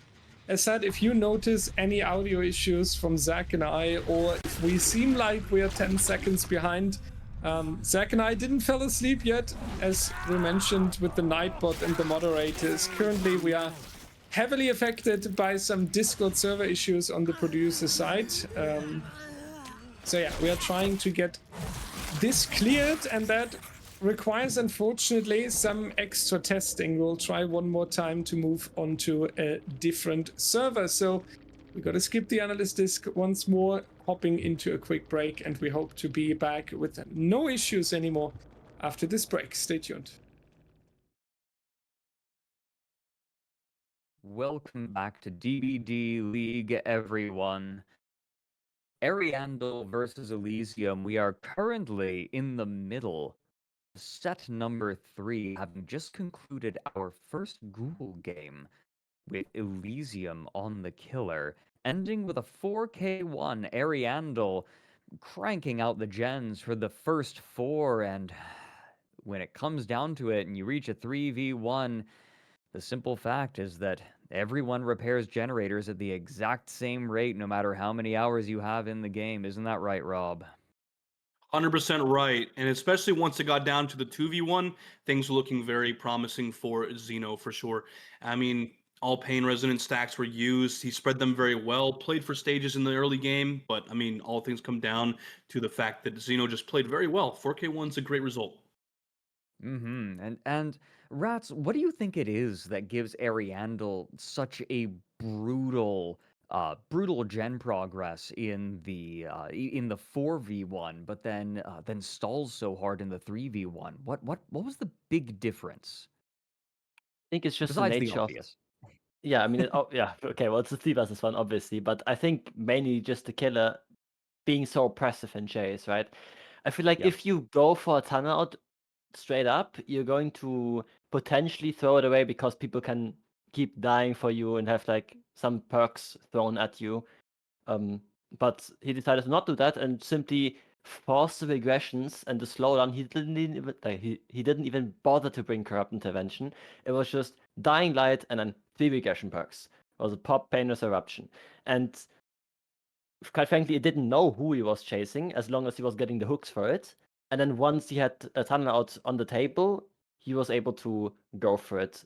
And then once the death was secured, the gen efficiency that was really, really high from Ariandel dropped significantly, because in a 3 versus 1, if you only have so long chases against the killer, where you can't really have long chases, you know, it's gonna be rough. And yeah. Yeah, I mean, agreed. It's there are some teams who are very, very good at cranking out gens in the 4v1, but there are some killers that just counter it really well, and I think that the Ghoul's just one of them, but it's time. It's time for Ariandel's turn on the Ghoul. We are getting into game right now. Zach, Direwolf, please take it away. Yes, thank you very much to Analyst Desk for the breakdown of the match. And yeah, so 4K2 win condition for our Ariandel killer. Likely going to be, well, I didn't quite see loading in there. But yeah, we'll get into the action. And yeah, I'm looking to maybe compare early games because Xeno had a really good recovery just based on the pure, just the pure map pressure that he had. But yeah, now Hardwell of Team Ariandel, the captain, I believe, with the match on his shoulders, try and bring Ariandel to victory. Going into this corrupt area of the map, trying to find our first survivor. Very routine when this perk is in play, of course, and see some scratch marks. It's going to be Marco, and the stun actually coming in, getting reversed a little bit on that pallet. Playing this loop quite nicely. And no injury coming through, actually. We'll get an M1 potentially. Yes, does get it over the pallets. Over the window even, sorry. Making it way over to main building. So pretty good start. Nice early injury. So on and so forth. And then very smart, like, pathing there to cut Marco off. That was really well played by Hardwell. Balance landing. Gonna keep him alive. Playing this filler pallet. That was honestly, like, so close. Oh, wow. Yeah, good first chase so far, and actually Hardwell's forced to leave Dire. And those millimeter decisions, they need to fall into your favor, though, on a win condition like this, right? 4K2 is not going to be an easy task, even with a relatively strong and oppressive killer. Laser, former head stuff for the competitive design, aka designing rules and balancing right here, unfortunately going down. But overall, from the weekend, I think Elysium can be very happy with the emergency substitute here. Laser definitely doing a good job. They do get the reset onto Marco in the distance. That cost a little bit of time though, so it is only one generator that is moving closer and closer towards the completion here. But all the survivors being healthy again can also be a good resource in order to fight against the killer here. Xeno on the Kate also, not the approved comp fit from my side here, but we let that slide for a moment. First generator coming out for... Oh no, Marco! Edge map Anderson, unfortunately not with the perfect hide and seek there. I honestly feel like he could have stayed, like, not sure if Hardwell would have found him. Yeah, he was stealthing there for so long too, and he still gets found. That's so much time wasted, at least from one of the survivors not able to do anything. And like, the game sense coming from Hardwell there to smell that someone is in this area and actually finding him is so huge for his early game right now.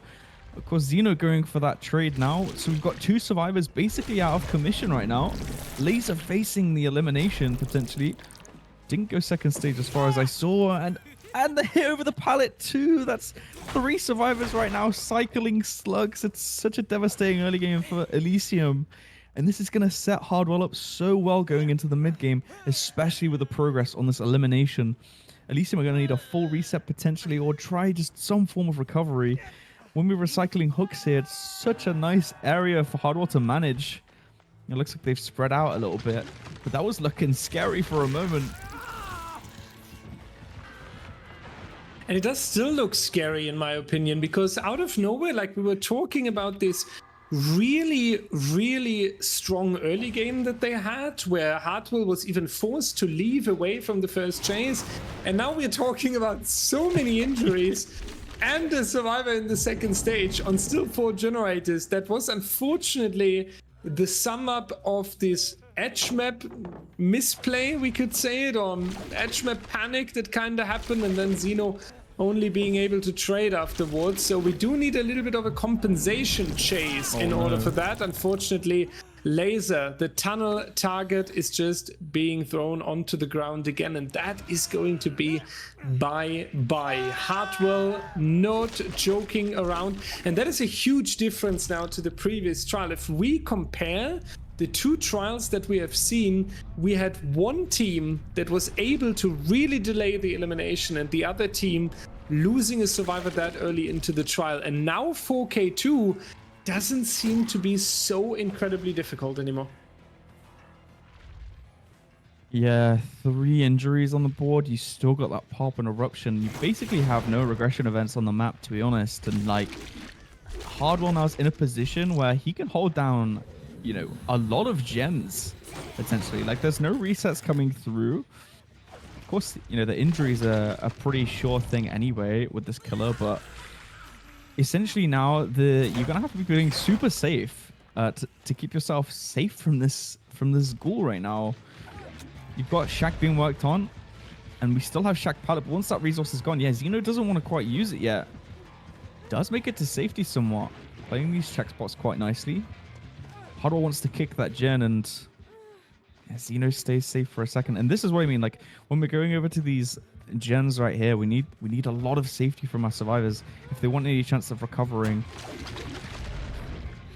Goes over the vault. Quite nice stuff from Harbor. He's gonna throw his pallet. Oh, he's greeting so hard. That's such a greedy play.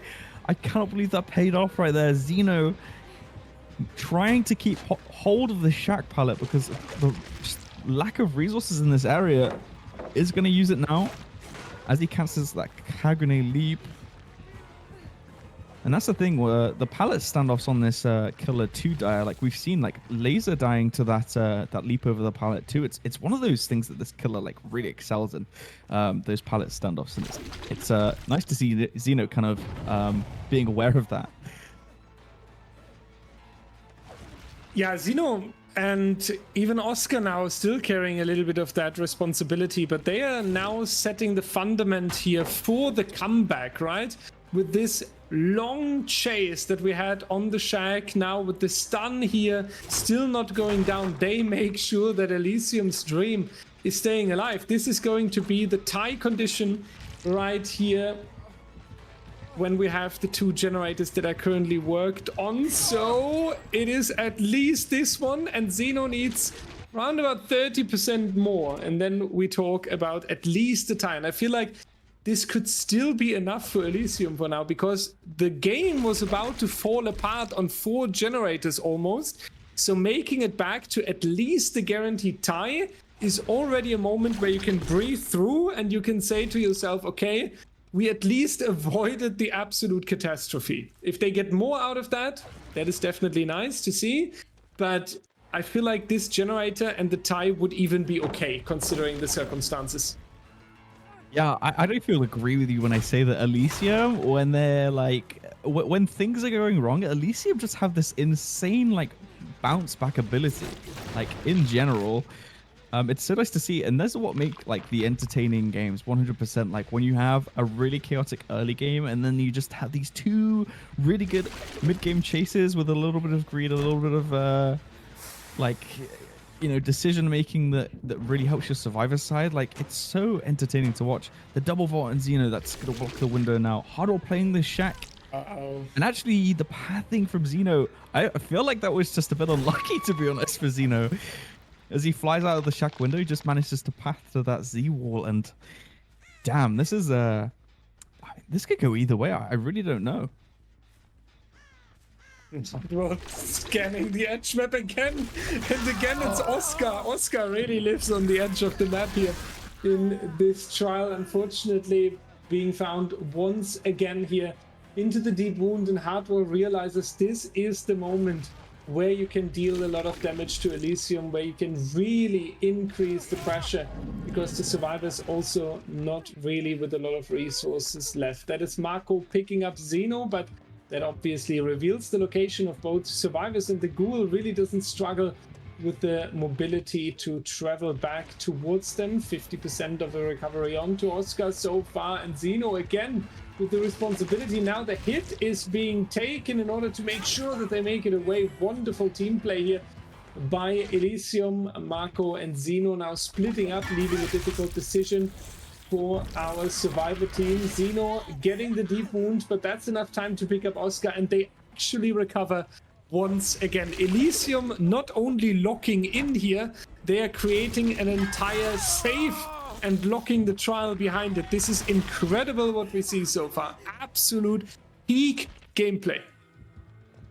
100%. This is like a million miles an hour, this set. Like, 1 second it's like doomsday for the survivors, the next they're recovering, and like Hardwell's having to worry about the gens. He's having to go back to Shaq to check on them because of the downtime on the survivor side. Like, he like is focusing on these two survivors, and then you've got Marco on the other side of the map pressuring a gen for that tight condition. Like, there's so much to manage in Hardwell's mind right now, and it's the Elysium survivor side that are making this happen. It's so impressive to see. There's been a couple of moments where I felt like the killer power should have vaulted Hardwell over some of the pallets and like the windows, so maybe feeling a little bit robbed there. But yeah, damn, this is very back and forth, and this trial is going to slow down whilst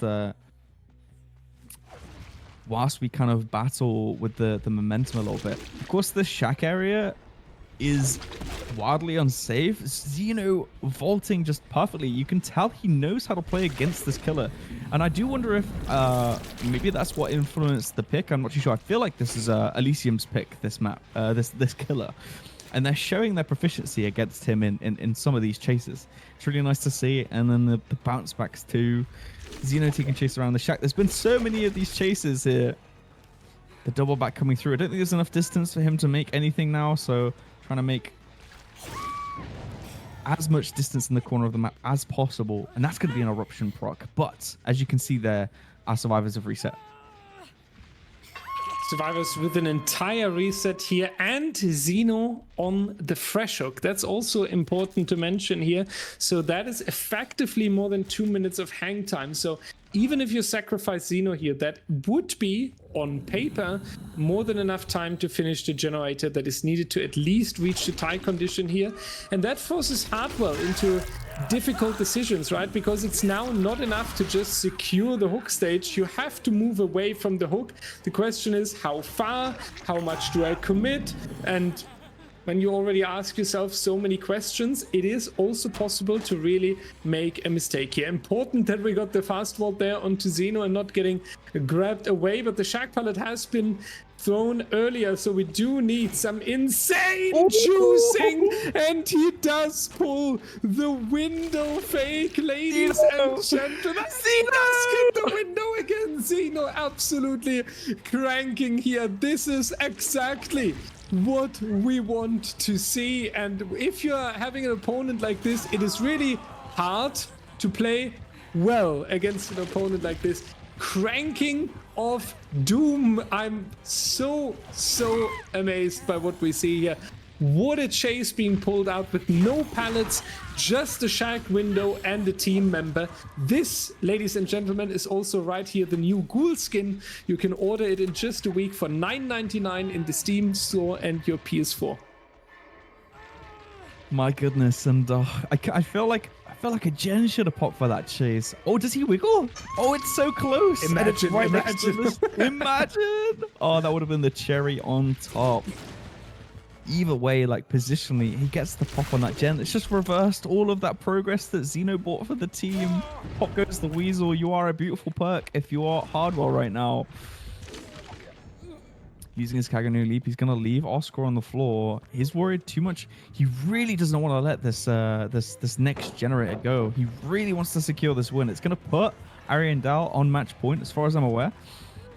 Taking chase around this crane right now. Xeno on absolute fire right now. Has this filler pallet, has a bit of safety compared to last time. Not like it matters whether he has a drop pallet or not, because it just makes whatever he needs to work. This game at least, Hardwell's going to break that, and our survivors are doubling. Oh no, they're splitting. It looks like on the... I don't mind, they're doubling. Xeno using basically nothing. Like, he has nothing to work with, and he's just making it all work. Hardwell has to go around. Like, how is it? Like, God is on Xeno's side today. I mean, he will go down now, but like, you should not have lasted that long. Do they make it is the question. No, they don't. They have to rotate away one more time here. I don't know. It feels like Xeno is sitting there with a second laptop and programming his own game. Like, this is no longer Dead by Daylight that Zeno is playing here. This is so insane. And we talked about it earlier, right? We said when someone is with the back at the wall, he starts to shine, and that is definitely the case here. But now Elysium in the difficult cycle of taking care of one another, rotating over to get the pickup. That, on the other hand, reveals the position, and when you are against a high mobility killer like the Ghoul, it can really be difficult. However, with this fight, no one should count Elysium out, and I don't even do it for this specific trial here. It does look difficult to get that fourth generator, that's for sure, but it also looks like Hardwell is really, really struggling to keep this survivor team under control. So I do feel like realistically we only have the tie in reach. I no longer feel like we can get all 5 generators done. If that's the case, I'll, I don't know, dance live on stream with webcam. But no, I feel like tie is the maximum we can get here. But if we would get that, that is definitely feeling like a win for Elysium. Yeah, I feel like they've earned it, right? You have to kind of say, like, the way that they've played this match and the recovery that they've just had to go through to get to this point. Like, it's so deserving of a tie. And Hardwell just not managing to get those vaults over the window. Does get... is the injury onto Zeno is already there, but not getting the deep wound, actually. Suffering a little bit. And how many times has this happened? Like, Hardwell using his M2 across that side of Shaq, Zeno going back around and getting the fast vault. That's happened about 6 times on this Shaq die. It's like a routine. Zeno's gonna go down in this corner right now. No eruption to speak of. How much progression is on that gen? Does he finish it? He gets it. And they get the tie condition. After all of that. After all of that, I have to tip my fedora in favor of Elysium for securing this tie. It's been an absolute insane set to watch, Dyer. No way they actually pulled that. That is the MVP medal going to Zeno right there, ladies and gentlemen. What a comeback from the trial. And this is exactly why we often say you should never give up. It looked so tricky, and it looked so tricky so early in the trial. As soon as we were in this difficult situation where 4 generators were still remaining, and it all looked like things are falling apart now. Since then, it looked difficult, and Marco is cooking a little bit more, it seems like, but eventually we now have the down. Yeah, you can really, really celebrate that. And this will feel like a loss for Ariandel. Short information for everyone how it is treated if we have a tie. We will not replay the Ghoul immediately, so it stays on the 1-1 between Ariandel and Elysium. We're going to move forward, play set 4 and 5 first, and in case we have a 2-2 at the very end, then we will come back to the Ghoul and replay it in alternate order. That's how we proceed here in the DBDLeague. So Ghoul aside for a second, teams can prepare for the upcoming killer here, but I don't feel like it's getting a lot easier because the Ghoul was definitely a challenge for both teams, it felt like. Now comes the Doctor, and picked by Ariandel, and I also feel like with all the hit tanking and everything, I definitely see Ariandel being successful there. But after a recovery story like this, you should also not underestimate Elysium. Yeah, I think one of the things we should consider is player momentum, right? How good are Elysium going to be feeling after that? Their survivor performance was really, really good.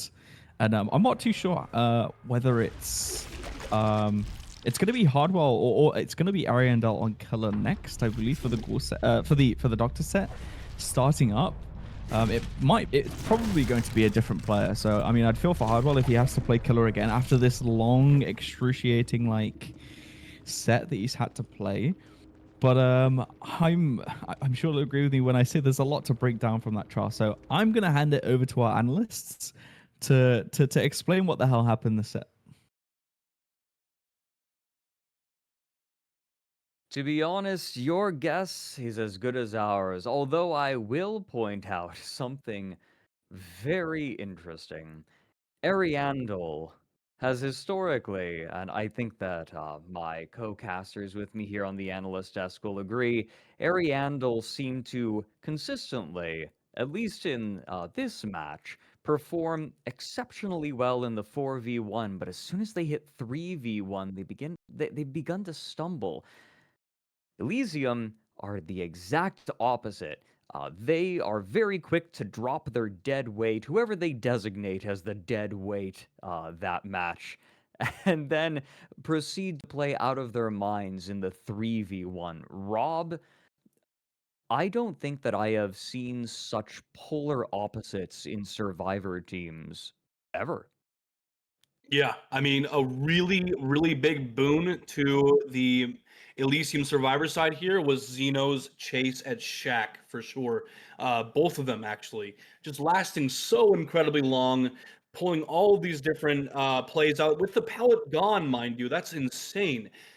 Just having these phenomenal chases while Hardwell is trying his best to get the down. I mean, just so many things were stacked against Elysium in this match, especially the early game where there were several different downs at the same time, a tunnel out being progressed. I mean, like everything was just stacked against Elysium, and they managed to pull a tie out. And my jaw has never been closer to the ground, honestly, Fredrik. What a performance from Elysium! Incredible work. No, absolutely. And I feel like there are a lot of factors that go into it. At the end of the day, it was just good reads, good gameplay at every turn, knowing the map, knowing your distances. But Ratz, is there anything else that really caught your eye? Yeah, definitely. I've been told that Laser, I mean, we all know that he's been like gone for quite some time, and I mean the Ghoul has been released somewhat relatively new. So I've been told that this is the first time he played against this killer. I don't know if that's necessarily true, but I wouldn't be surprised. Let me put it like that. Maybe they've skimmed it a couple of times, but if they are going to go back to the set, which I would suspect we do later on, maybe we will see Laser just stealth out the first 2 minutes of the game and have him not be the tunnel out, because without that, I mean, it was death on 4 generators. If he can just sit in the background, work some gens, and have the other people juke, I mean, look at Geno's chases. It was out of this world. I'm amazed if they Yeah, can't so win this in the replay. all right, Zeno, next game, we're handing you a set of pom-poms, and I want you to get out there into the middle of the map and just start jumping up and down. I like We're that just idea. going to we're gonna give Laser deja vu, and we're gonna put him on like the farthest corner gen.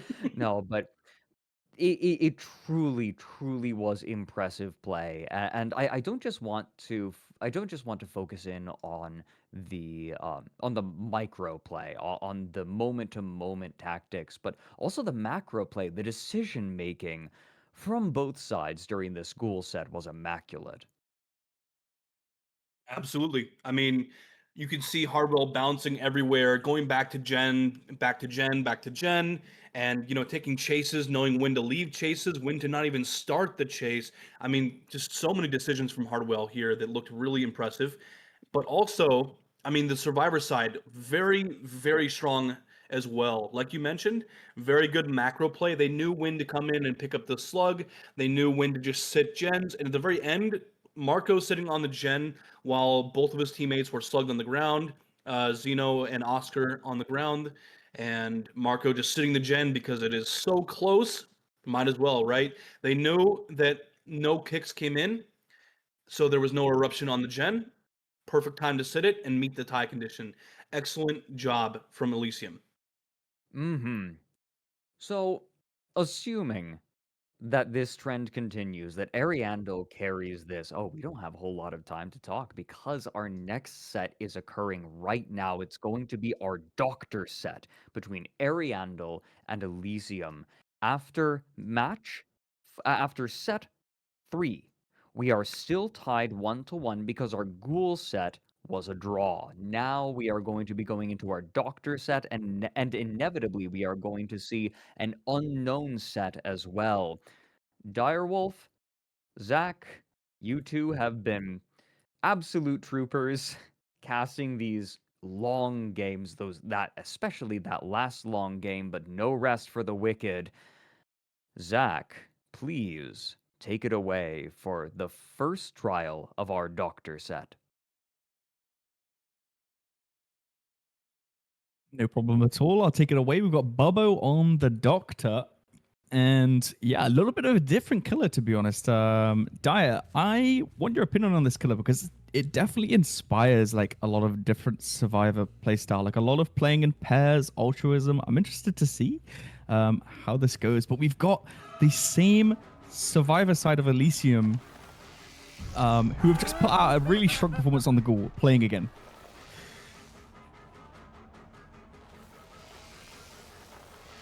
I think we can definitely prepare for a lot of body blocks being taken, right? And the perk build tells us that our killer here, Bubbo, is expecting the same. The Sloppy really wants to punish any injury that is coming out here with longer healing times. Sometimes Sloppy even applies this mental effect where you stop resetting because you think, oh, this is taking way too long, let's just stick to the generators, and then becoming a little bit more risky. But it is definitely a killer that encourages team play and also needs some team play, because due to the shocks, a lot of pre-drop is needed, and very often survivor teams have the tendency to run out of resources early on. So I wouldn't be surprised if we see someone coming over towards the shack pretty soon here. Bubbo goes for the vault straight after our survivor, trying to mind game here a little bit, not going for the shock just yet. It will become relevant now when we are going into the shack pallet. So Xeno just trying to increase the distance. A good shock now though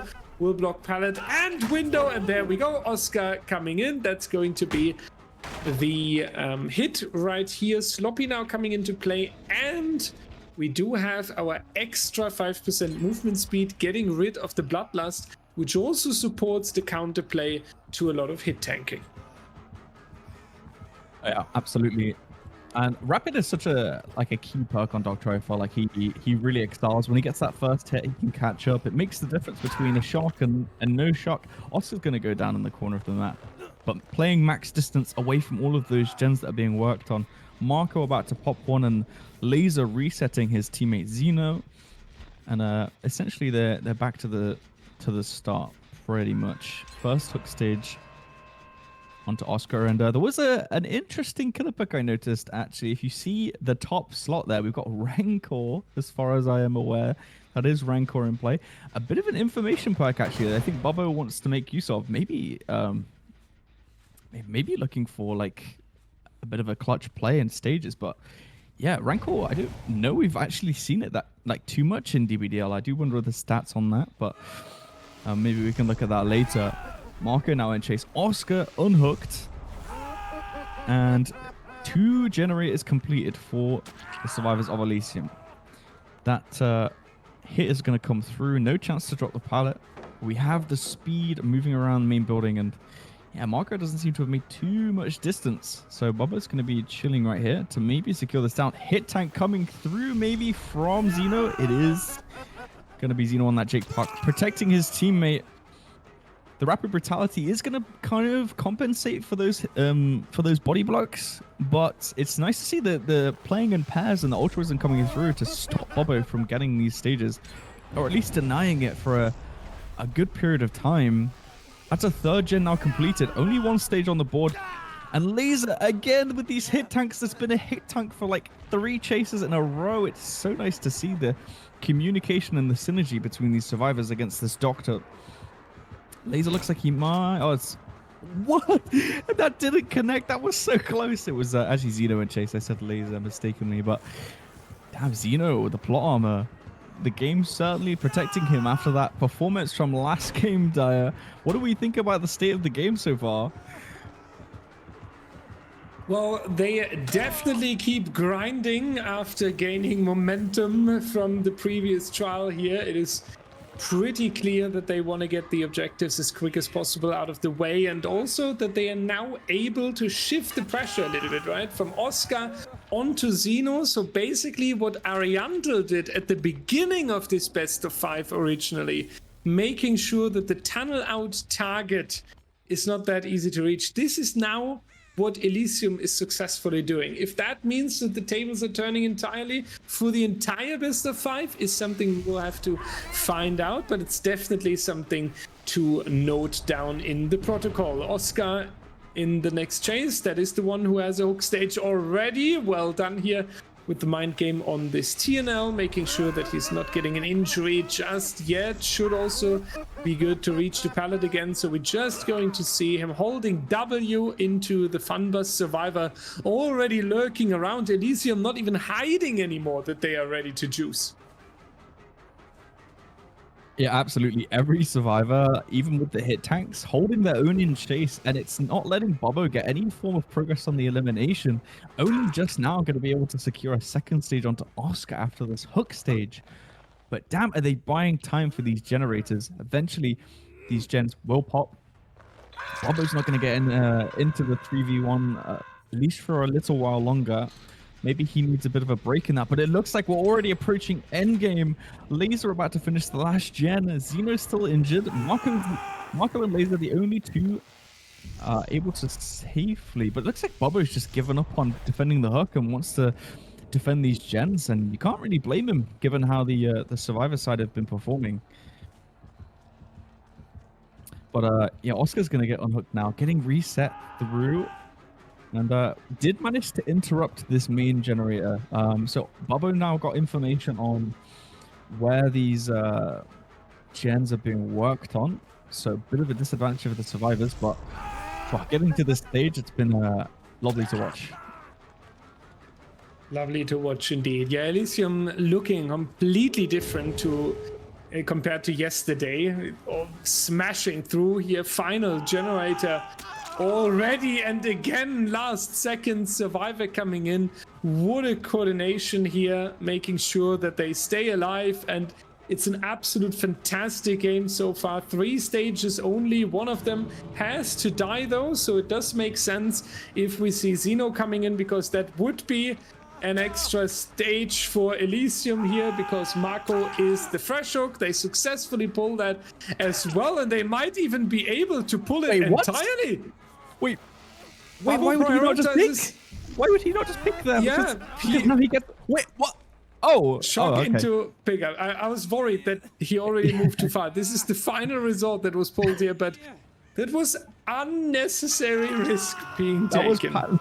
That was like almost panic worthy. Like, I was like, is he going to be able to pick up Zeno if he's taking these hits? It's giving him distance. It was so close in the end. Yeah, we need to keep in mind, in case Elysium is winning this best of 5 here, we have the tiebreaker best of 5, and it is basically right after this one. There's a short break for the players, but then it's time to get back on stage, play another best of 5, and if it's already escalating so much in this one here, with so many close calls, with just a few seconds here and there, then I don't know if I'm ready for the tiebreaker. But that's a question we have to ask ourselves soon. Now we want to hear from our analysts. How do you counter that? Basically 6 stages only. That is 2 kills, guys. What's the strategy for that? 6 stages is... I don't know how I feel about that on the Doctor. Boy, I want my Toby to give me some stats on the Doctor, because I feel like the Doctor is a killer that very much changes in terms of his results depending upon who's playing him and who's playing against him and how comfortable the survivors are against him. Ratz, how do you feel about that?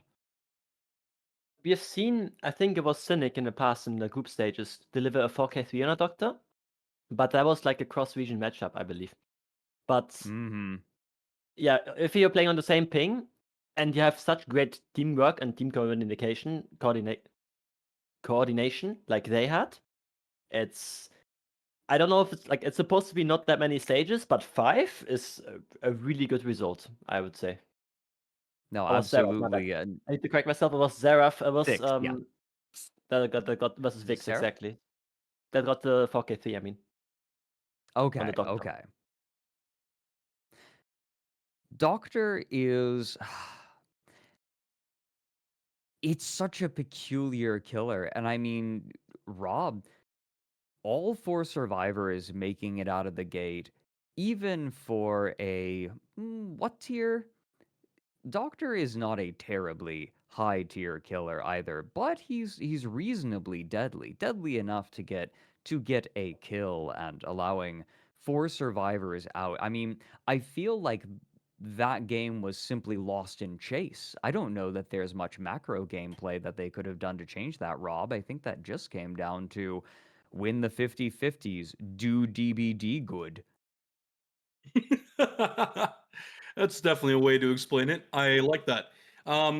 So important takeaways from this match that I noticed is that Bubbo instinctively knew that Doctor does not perform well on average. So he immediately started playing for stages, which I think is the right call on a killer like Doctor, who is tier 4, by the way. I just checked. Or no, I knew that. I totally knew that. I knew that off the top of my head. Knew that. I know DBDLeague stuff. He's a very low tier killer. Point is, he's a very low tier killer Yes. who however, his placement does mean that he tends to struggle quite a bit. Absolutely. I mean, Elysium's survivor side were hitting some very high progress on generator efficiency there, and I mean the first down came in at 2 minutes, so the average is 1 minute 37 seconds. So not the best early start, but it's to be expected on a killer like Doctor, in my opinion. But yeah, very strong chases from Elysium there, and it's just what you really expect when playing against Doctor. Absolutely. We do not have terribly much time before we get into game again, but I think we, for once, have just enough time for predictions. Rob, just give me the team. I'm gonna say Ariandel. All right, Ratz. Honestly, also gonna go with Ariandel and say they're Ariandel just outperform keeping this. with it. Yeah, all right. Ariandel, keeping with Ariandel the whole time, and I'm gonna level with you. I think I might agree, but we're about to find out the proofs in the pudding, and Direwolf is gonna be lapping it up with Zach. Please, Direwolf. That was a terrible transition. Please take it away. It works. We are back, ladies and gentlemen. Interesting that the analysts go with Ariandel here, because I'm just going to get to the opposite side. I think Elysium is riding the wave of momentum, and I hope I can say after the trial that I proved the analysts wrong. One personal comment real quick while Zeno is searching for the first survivor. We have solved the technical issues with the Discord. You guys have been extremely patient and supportive throughout this difficult time. We were pretty stressed here behind the scenes. For that, a huge wholehearted thank you, and I really mean this. I'm honestly really excited to meet you all in person at the LAN next year in Frankfurt. I hope a lot of you are coming over, then you will get a few personal puns in real life. With that being said, Zeno coming out on the killer, and he does have, according to the analysts, difficult task with the 6 stages, the 2 kills, basically, alternatively 5 stages on 3 survivors. Zach, how do you feel about this win condition? Ariandel or Elysium? Woo! Nice, a little smack on the face there with the pallet stun. And yeah, I think it really depends on how this first chase or 2 goes. But I mean, I don't know if you peeped the build there, but he's got a bit of a chase build going on. So, you know, in terms of securing stages, that's really like the build that you kind of want. But we still don't really have an injury, and 1 gen's about to pop. We don't have Corruptible. That's 1 gen through Corrupt. Xeno's struggling a little bit in this early game. I am confident he will get 6 stages, though. I don't think it's impossible. Even if you have a bad early game, I still think that's not too bad, especially with like getting an early elimination and then just a late game hook will be enough, right? So in terms of what's going on in Xeno's mind, I don't think that there's too much of a difficult plan for him. He's going to get this hit eventually. Does have the Rapid Brutality in play as well. Just shocking excise over and over. And that is going to be a save the best for last stack in play with the Rapid Brutality. And he does also have the knockout, which I think is probably a first for DBDLeague, right? Think so as well, yeah. I'm pretty sure you are right about that. Excise, unfortunately, not reaching the pallet would have been an important one. Interesting also how this perk, then this knockout, works. Again, completely different in the strategy, right? Well, we had the sloppy and the rapid brutality a little bit moving directly against the body blocks that were expected. We here see more the W holding strategy being expected, moving from tile to tile and then punishing the survivors basically in case they want to connect tiles too quickly, moving away from the pallet.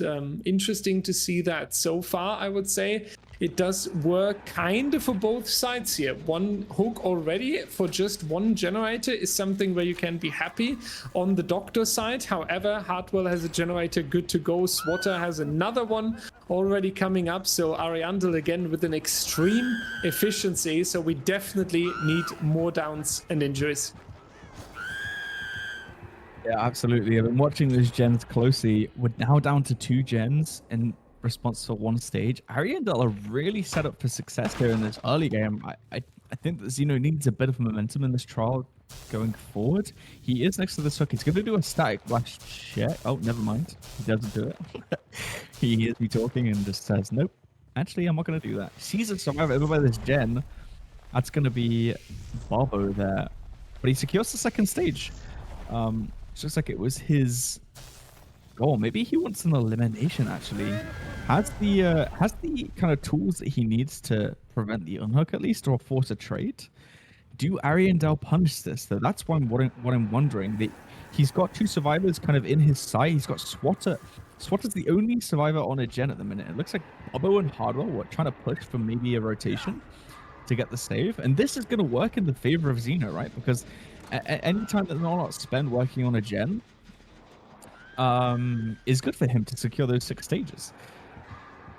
He's got kind of proximity between this hook on the top side and these gens that are being worked on. This is one of the things that's kind of unique to Doctor, right? Like, he has this ability to stop gens being worked on and also, like, secure that elimination. It looks like Ariandel really don't want to let this kill go. And this could be the turning point. This could really be the turning point indeed, because now he doesn't make that. No, that's not going to work out. Hartwell going to go down onto the floor here. That's going to be the next stage already, and that is stage number 3 now.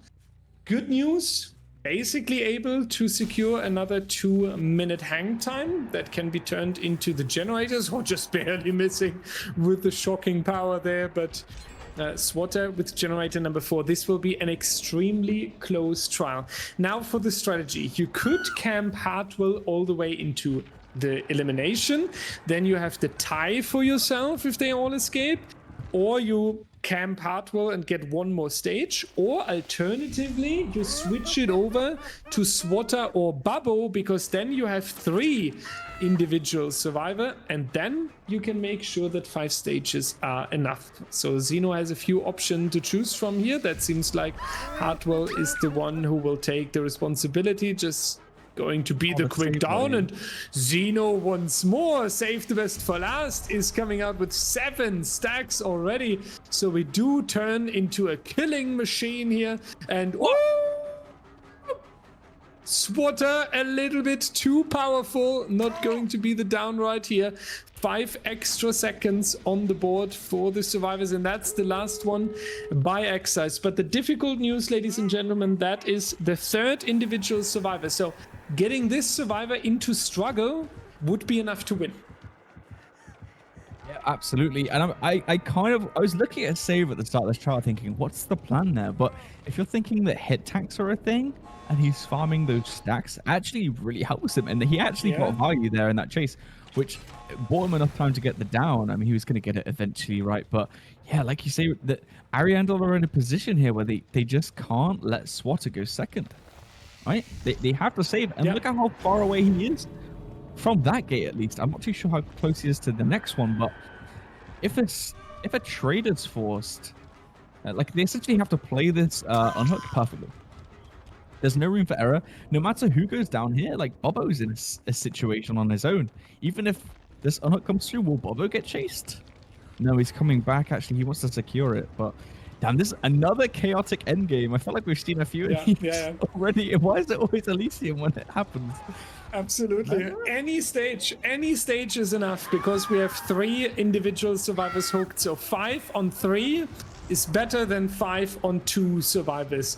And yeah, it doesn't matter if Swatter goes second or if any survivor is taking the trade here. And Xeno with these shocks, making sure that the time passes on. That's going to be hard work, and they do not get it. Swatter going into the second stage, and ladies and gentlemen, that means that Elysium is getting set point number 2 here in this best of 5 match point for Elysium and the comeback. If they pull one more set, we have to play an entire best of 5 tonight again in order to determine if it's Elysium or Ariandel. We are moving closer and closer to the showdown.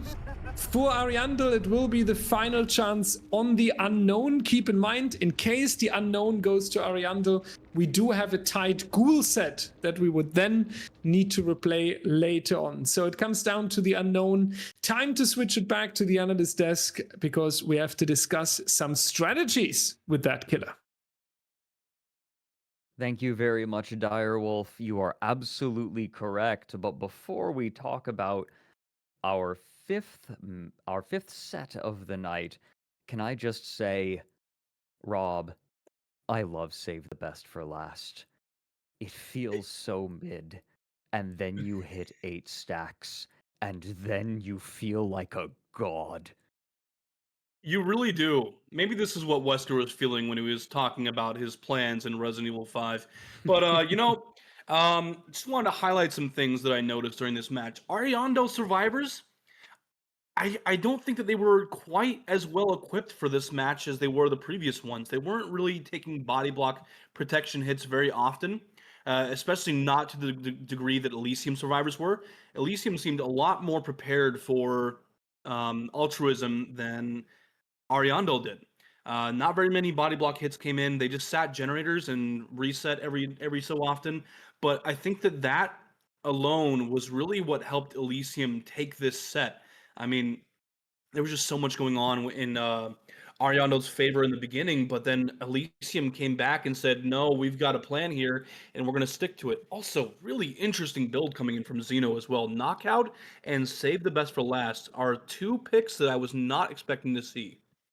No, absolutely, Ratz. Please take us through those pick choices. Knockout. I mean, we've seen this time and time again, and Xeno just like decided to go into the kitchen and get another Michelin star for his recipe that he cooked up. But like, I mean, it just worked out so well, didn't it? Like, the immense value. I feel like we had this tipping point and the first unhook when they had to, or when they decided to save the person on the hook. I don't know who it was in the beginning that was dying. They were saving.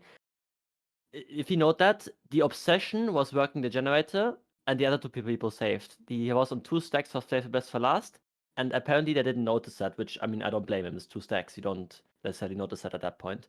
But because the obsession was not actively going for double save there, or like taking hits in any way, he was able to rack up those stacks, and then when they realized that there was the Biffle in play, it was already too late, and the value was very apparent in the match. Stabiffle. That's God. the short version that come Yeah, players call I it. know. No, Save the Best for last. STBFL. Stabiff. Oh, yeah. Spelling's hard. No, okay. Oh goodness. These 2 teams are very, very ready to finish off this match because they are already ready for the Unknown set. Unknown to be a low hook stage killer. Now, I think it's important to note, I think a lot of people look at Unknown and say, okay, he struggles, he doesn't get as many kills. I've seen him called the Harmless. But the nice thing about DBDLeague and the way the competitive Dead by Daylight works is that It's less about how many kills you get and can you perform better than the other person. And we are about to find out because we are getting into our first trial of our 5th set of the night. The Unknown going to be our killer for this one. Zach, please take it away. Thank you very much, Analysts, for the investigation into that build that Zeno cooked up, and of course that absolutely working out in his favor, getting the win secured for that set. And now we're moving into the Unknown set with Zeno on killer again. So I just feel like the momentum right now is totally in favor of Elysium. So Zeno's gonna be feeling real good. Especially that he's running knockout twice in a row. He's got knockout, brutal, and rancor. It looks like just absolutely maybe a second Michelin star needed, as Ratz alluded to. But damn, I'm interested to see if he's gonna get value from these perks again. But nonetheless, chasing around to Water Tower, we found Swatter already, trying to get that M2. Spotting out the pathing, but the tree's getting in the way. Actually swaps over to Pikz, spotting that second survivor out. And another Unknown set with no chase music, as I always point out. It's like a weird silence in the room when we're casting, but nevertheless, eating a pallet stun from Pikz. No infection from the UVX yet. Trying to predict. I feel like when you try to predict those UVX ones, they're not too successful, but Pikz living to see another day. No injury. Could be a first infection coming through, which it is. Has this Godrock filler into that Orman tile here. Pikz got a bit of a setup of a lifetime to use.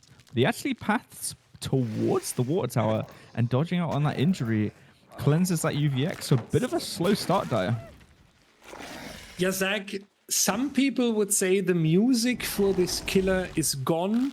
Where is it? It's in the Unknown. That's where it went and why it's such a silent echo chamber that we have here. Pikz with the injury now, a generator already completed in the distance here. Zeno struggling a little bit to get that pressure onto the survivors here. Pikz doing a fantastic job, realizes that it's match point for Elysium and doesn't want to let that happen. Was trying to bait out the shot into the pallet there and then dodge it, but Zeno with a little bit of extra patience. Rancor coming out, nice dodge there, and Hartwell will also make sure that we have a little bit of protection. This looks really strong from our survivor team right now. Yeah, absolutely. Can I get brutal value there? But wow, Ariandel just not taking the like the last two sets. I feel like have been so taxing for them, and they don't seem to be letting up whatsoever. It's just like it's one of these teams of such high level and such high experience really do succeed because they just don't buckle under the pressure. Considering the stakes and what is at stake, Elysium right now need this this set win for a chance to get to grand finals.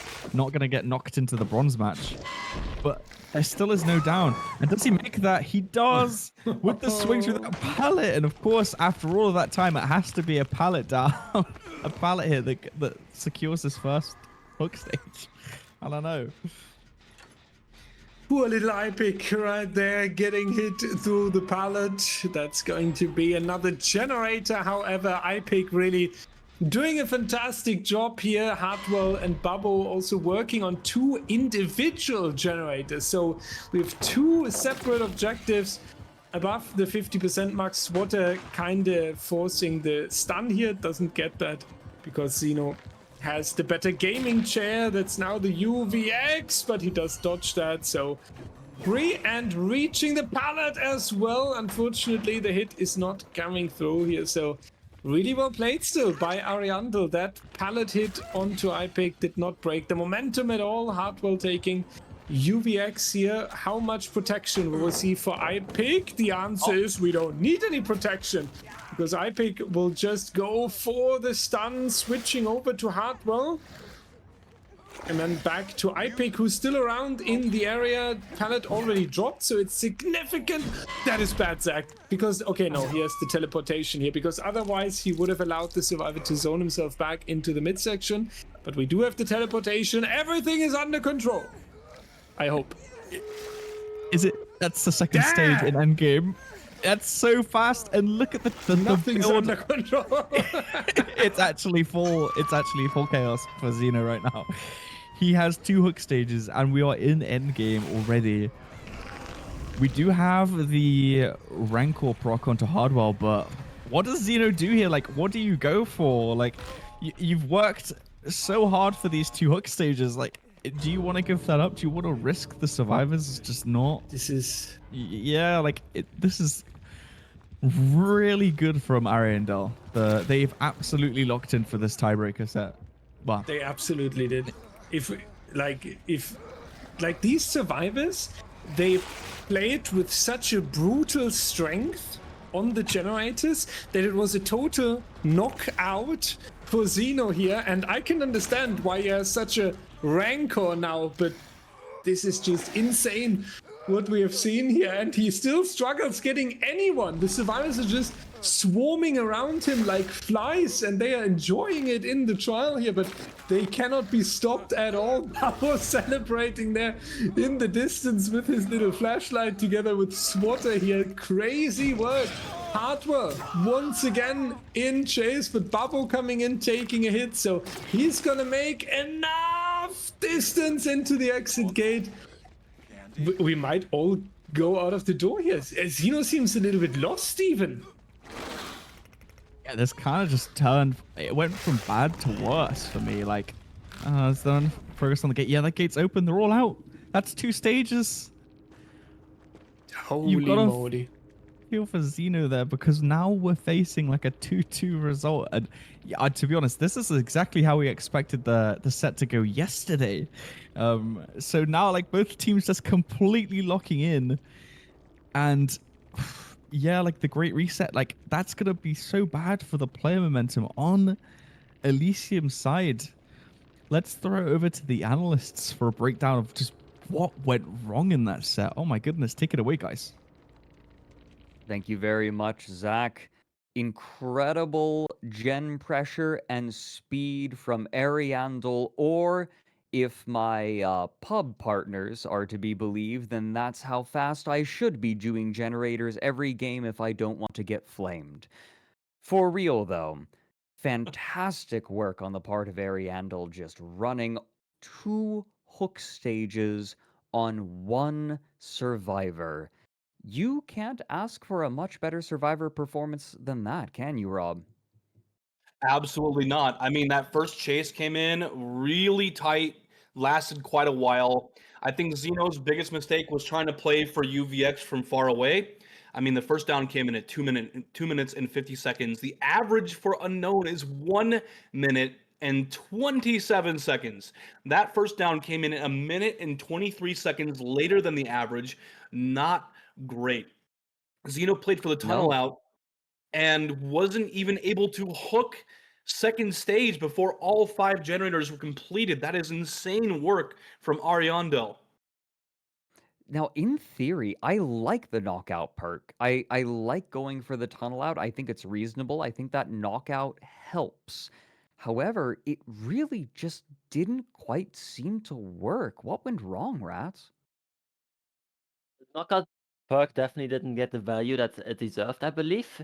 But I feel like what also happened here at the end, especially, like, I wonder how much the map has anything to do with the actual result as well, because usually we see Unknown on the Wrecker's Yard, but because we have seen Spirit earlier, which took the Wrecker's Yard off him, we now see the Unknown on the Cold Tower secondary priority map. But what happened at the end there, if you didn't catch it, was he saw the Ace rotating towards the exit gate, and the Ace was injured and his Rancor play. So he gave up the hook, essentially, because he decided that 3 stages is not good enough, and he wanted to get the 5 stages with the Rancor, and he risked it, obviously, because, I mean, I say obviously, but 3 stages is not a desirable win con either. So he tried to go for him, but it ended up not working out. He TP'd, and then he got the Lithe off. and managed to escape. An absolutely reasonable decision. I agree entirely. If you have Rancor, you see your Rancor target, and you know that you're going to be getting a 3-hook 1 fresh, you go for that target. But Unknown is just such an inconsistent chase killer. I mean, Unknown is your main, right, Rob? I mean, please describe, provide for us a metaphor for how difficult it is to be in chase as an Unknown. Well, that's that's a really interesting question, Fredrik. Providing a metaphor for how difficult chasing on Unknown is. I'll have to come back Quick, to you you got on 10 that. seconds. 10 I'll have to come seconds. back to 10 you on that. seconds. I'll think of one. I'll think of one. No, I'll get back to you on it. you can't cop out like this. No, I'm not I'm copping out. giving you I'm a chance to shine. I'm giving you a relaying. chance to shine, and you're squandering it.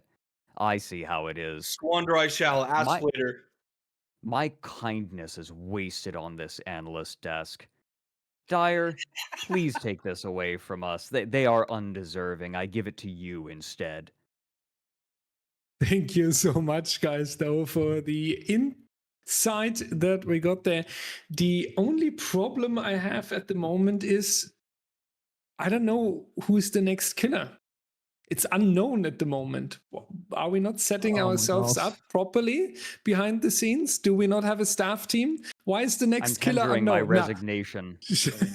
Shout out to Gnome saying in the chat for giving me an idea for this wonderful joke here. I see you, buddy, and I love you. So we are here with the next trial, Swatter on the killer side, and yeah, basically one kill is needed. You can down someone, you can lock them in the basement, shut down the windows and shack, and make sure that they are basically dying there. That's enough, Zach, and that's honestly crazy work from Ariandel. Yeah, like if you're Elysium right now, you need like the absolute perfect game, like not letting anything go. First chase has to be perfect, no downs, no hook stages, nothing. You cannot give any room for Swatter on this Unknown. Like for any form of hook stage. If you want to take this, I mean, if Elysium do it, they win. Like they win the whole thing. But imagine just being faced with this as a survivor team. If you're saying to yourselves in your head, like, we can't concede more than 3 stages, especially now you've got an injury still at 5 gens, like everything matters. Like I feel like if you're Elysium, you probably just give up on that idea. Like if you want any sort of semblance of maybe protecting your income, but yeah, Marco's gonna go down and we're already halfway to the tie condition with this one. Yeah. Half time, ladies and gentlemen, indeed. So Marco, 2 more stages basically, just into elimination, and we achieved the win here. That means that right after Marco has been unhooked, we need to make sure that we take body blocks for one another. Whoever takes the body block needs to be immediately healed, and stuff like this cannot happen. Injuries like this through a part. Yeah, okay. That's the win. 2 on 2. That's it. Oh, on it is. 5 That's gens. just the win. Yeah, 2 on 2. That's the win. On 5 gens. I was really excited to create this narrative of like a really hype recovery from Elysium where they go absolutely undefeated and just pull out the best survivor performance I've ever seen. But yeah, my balloon has been burst. But yeah, like what can you expect from yourselves with a 2-stage, like with a 3-stage win condition? But now I think it's just about securing like a good result, so you're not really feeling bad about it. Injury's going to come through. We still have 2 survivors on hook, and only 1 gen's been popped. Swatter is just about chilling. And yeah, what can you really say about this? It's just I mean, this is going to be another person down. Like this is. Wait, what was? Did you see that? It was very weird. Like he was kind of stood up by the locker, at least on my screen anyway. Laser now only just rotating for the unhook. Absolute disaster on the survivor side of Elysium. It's gone from Xeno getting 2 stages to now like 3 survivors just being in the face of death. And he takes the BT hit as well off the window. Swatter locked in. and it just seems like they're a bit rattled, Kyle. And Ariandel will stay on the killer side, right? So this means like we now have the 2-2. Ghoul went okay for Ariandel earlier. Definitely nothing where you need to be scared about. It was more the huge comeback of Elysium that allowed it, but you don't have to be super scared about what happened earlier. Yeah, this is just... Marco's dead. There are 4 gens, and Xeno's about to die as well. This is an absolute beatdown, like, from every meaning of the word, from the killer performance, but from the survivors just, like, dominating Xeno's killer, and now SWAT just completely dismantling Elysium, like, in just the most dominant fashion I've seen so far in the entire season. There's a lot of frustration now involved as well. Obviously, I mean, we can see it. The players are not trying anymore. That's for sure here. So it is obviously, yeah, just negative emotions being involved now. If I, and then you get absolutely annihilated like this as a final stand of Swatter here, punishing them for showing these emotions and giving them an even harder walk off the stage here. But what I was about to say, if I would be Elysium, I would consider taking my time out and sort what's currently going on the survivor side with the dynamic here after coming back and then getting beat down like this from Ariandel. Like, it might be an idea to take a short moment, cool off the minds, and then come back, because they will start into the Ghoul set. That is the final trial of tonight here. Let me check real quick what we had earlier. We had the Ghoul starting with Elysium. Yeah, so it is going to be Ariandel on the Ghoul first, since we play alternate order. So they stay on the survivor side and leaving the stage with this survivor dynamic. And then going into the big trial next might be very disastrous. Yeah, just complete backs against the walls. Ariandel are going to feel, they're going to be kicking their feet and giggling in VC about this game, and they're going to be feeling real confident going into that Ghoul set. Like you said, Elysium need to cut that momentum in half, and they need to kind of just regroup a little bit. I don't know. I mean, I'm not really too sure there's a trial to break down, but Analysts, I'll hand it over to you anyway. Good luck. God, I don't know, you guys. After that, I mean, I think we gotta bump up Unknown. I feel like he's too low of a tier. Good. Okay. All teasing aside, though. All teasing aside, though.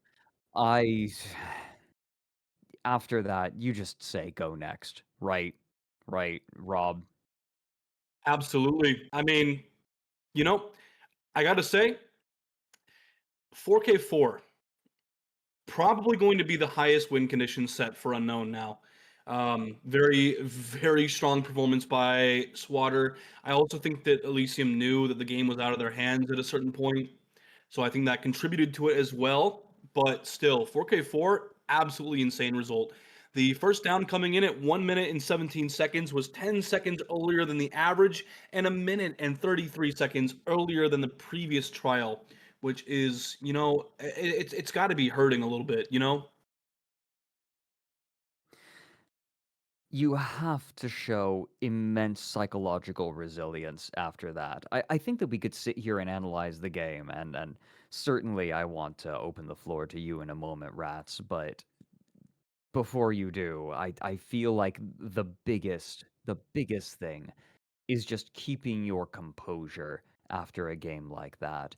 It is very common to see 4 outs against an Unknown, and to get 4K'd at 4 gens remaining, that's huge. How does something like that happen, Ratz? I feel like that was over in the blink of an eye.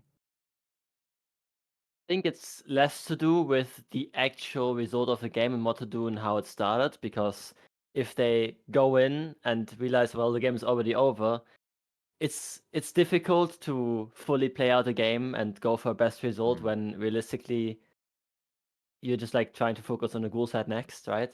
Like on the side that actually matters now. And to a certain extent, it was also expected already when they wrapped up the killer side on the 2-stage win con or the 3-stage win, like the 1-stage win con they had on survivor side to not give any more than 1 stage. But yeah, we will also have a slightly longer break here because the teams, since they're replaying a set, are allowed to change their builds and resubmit them. And yeah, maybe we'll see also a timeout, but I don't think so. So at least they haven't confirmed one yet. Mm-hmm. You know, since we're It's- taking a slight break, I can go and give you that analogy that you asked for earlier, Fredrik. Yeah, all right, lay it on me. Playing Unknown in Chase is like trying to swat 4 different flies at a time. You have to predict where they're going, knowing that your attack is going to move slowly enough for them to react, but hoping that they make a mistake and get caught out where you're hoping to land. Yeah. Yeah. You just have to play the odds every time. I think what's especially disappointing is that you end up with a 2K1, but there's still the possibility, and then that opening happens, right? It's it's very easy to end up in a position against the unknown where you're fantastic, right? He's barely touching you. And then it's also very easy because of the UVX. There's always that possibility that things go south very, very quickly. And I think we saw some really smart UVX shots waiting for the survivor to be in a choke point where either they can't run side to side. The only way that they're going to escape your UVX is if they run back into your loving, twisted arms. So, Ratz, I have a question. Historically, if we're looking at builds to get over that initial hump, get those first couple of hooks and start that cycle going, I guess we'd call it a low confidence build. What do you like to see from Unknown to try to get over that first hurdle? I don't think there's anything specific that we would like to bring to like there's not chase perk like on other killers where you can bring like a bamboozle or anything like that. I don't think you don't necessarily need one. Like it doesn't you can bring one, sure, but like it doesn't give you any value or like it doesn't justify the value of the perk slot, I should say. Right. Knockout made a lot of sense because it's really common to just hold W away from the unknown, but it really just didn't pan out. Like there is no guarantee. You just really have to. I was gonna say Kobe, but Kobe is like leaping off of the hook. I guess Jordan. The most difficult Ro- thing here in the beginning, we have seen Unknown like when Unknown got into the game. I'm sorry to jump in here, but like when Unknown was new to the game, we have seen him stomp all the comp teams, and it was 4K after 4K on multiple gens up even, right? And now people figured out how to play against him. He's considered a harmless killer, right? But even if you bring a gen slowdown or regression perk, can you justify the value for it? Because if you bring a pop, you still have to get the hook to get the pop, right?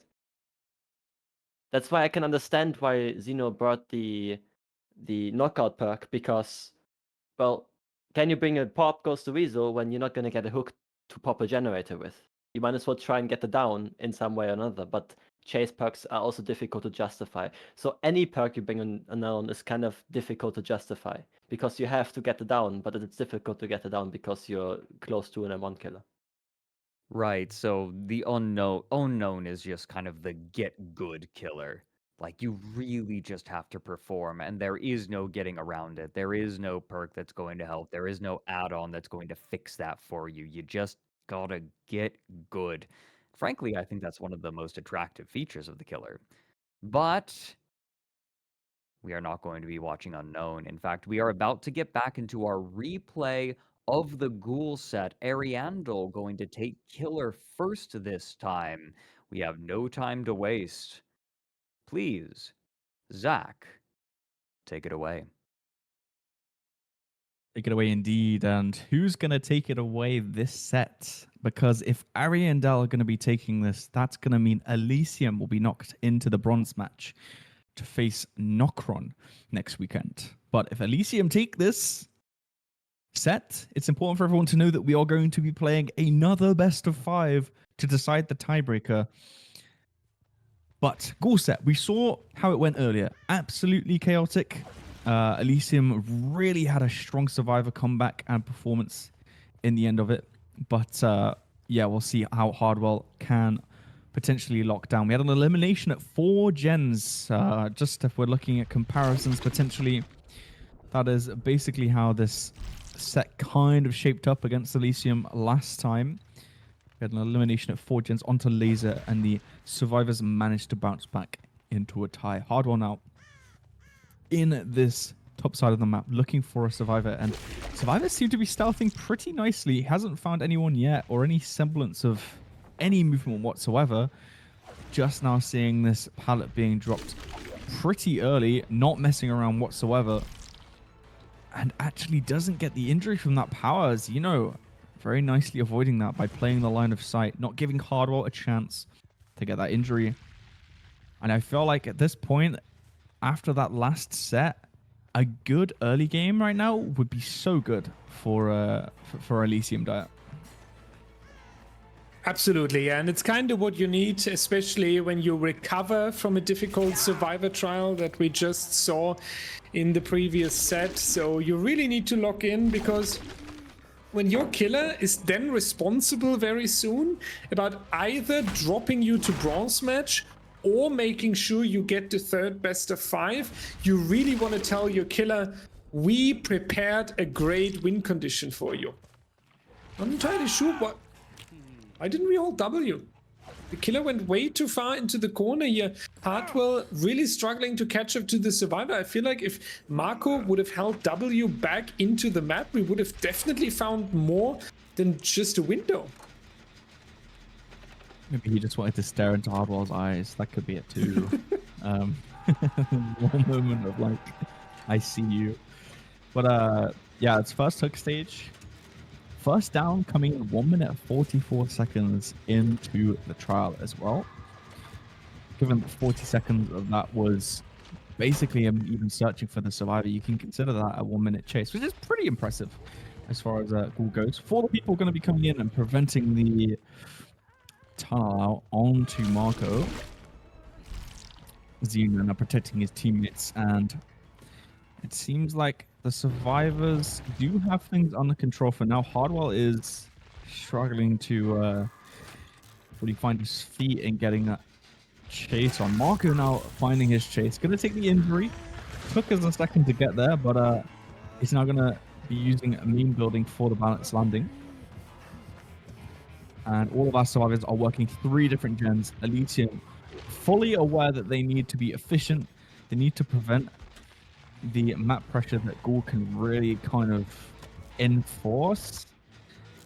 And yeah, right now, really is going to be dependent on how fast he can get this elimination. I don't know if it's a bit of hesitation or if he lost Marco there, but as he makes this window, he should just have this 4-lane pallet as well to work with. Now Hardwell is back to playing these long tiles, and Marco does have enough distance to make this pallet. And I feel like the seconds are really counting, and he gets the stun too. That's huge for Marco, wasting so much time there. And this early game is perfect. Elysium are going to be set up for success so hard in this trial.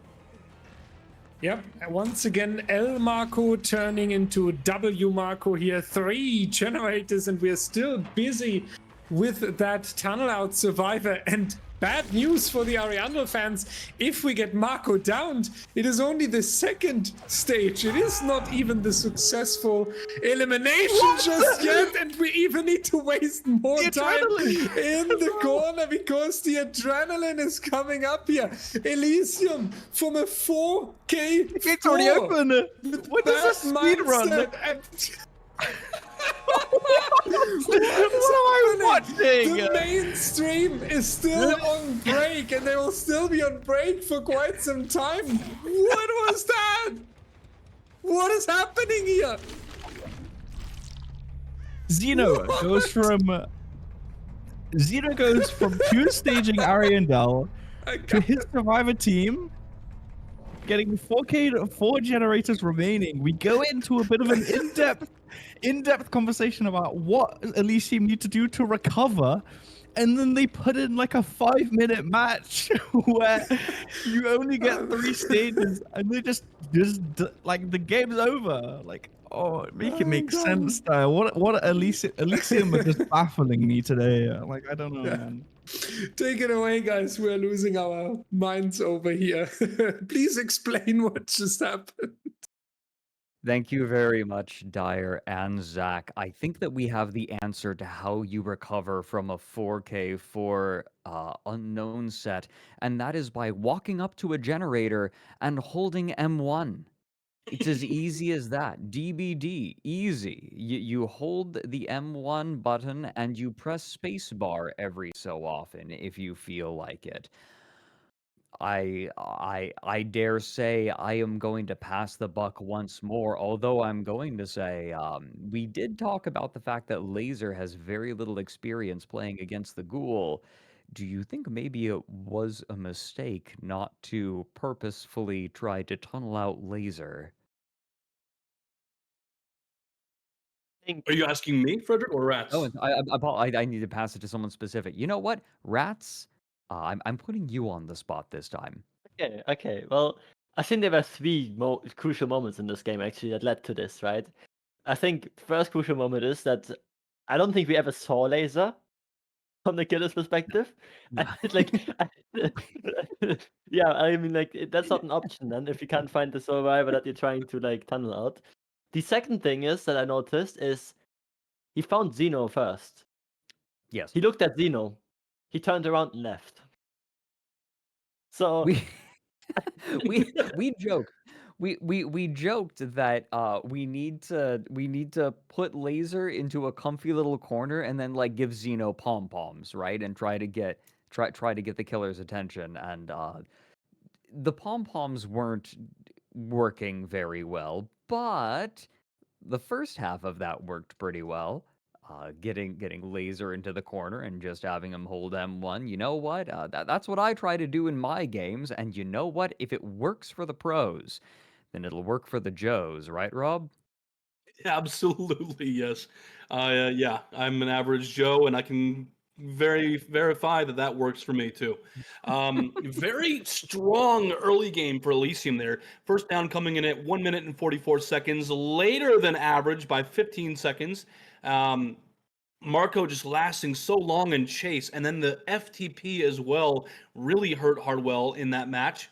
I mean, but Marco's chases were nothing short of phenomenal. Really making Hardwell feel the fury that Elysium had coming back into this match. They had revenge on their minds, and they delivered it. But another thing, too, is the fact that Elysium completed all 5 generators before Marco even hit struggle phase. That is something that we saw in the Doctor set, and I never would have expected it on the Ghoul. That is incredible work. No, absolutely.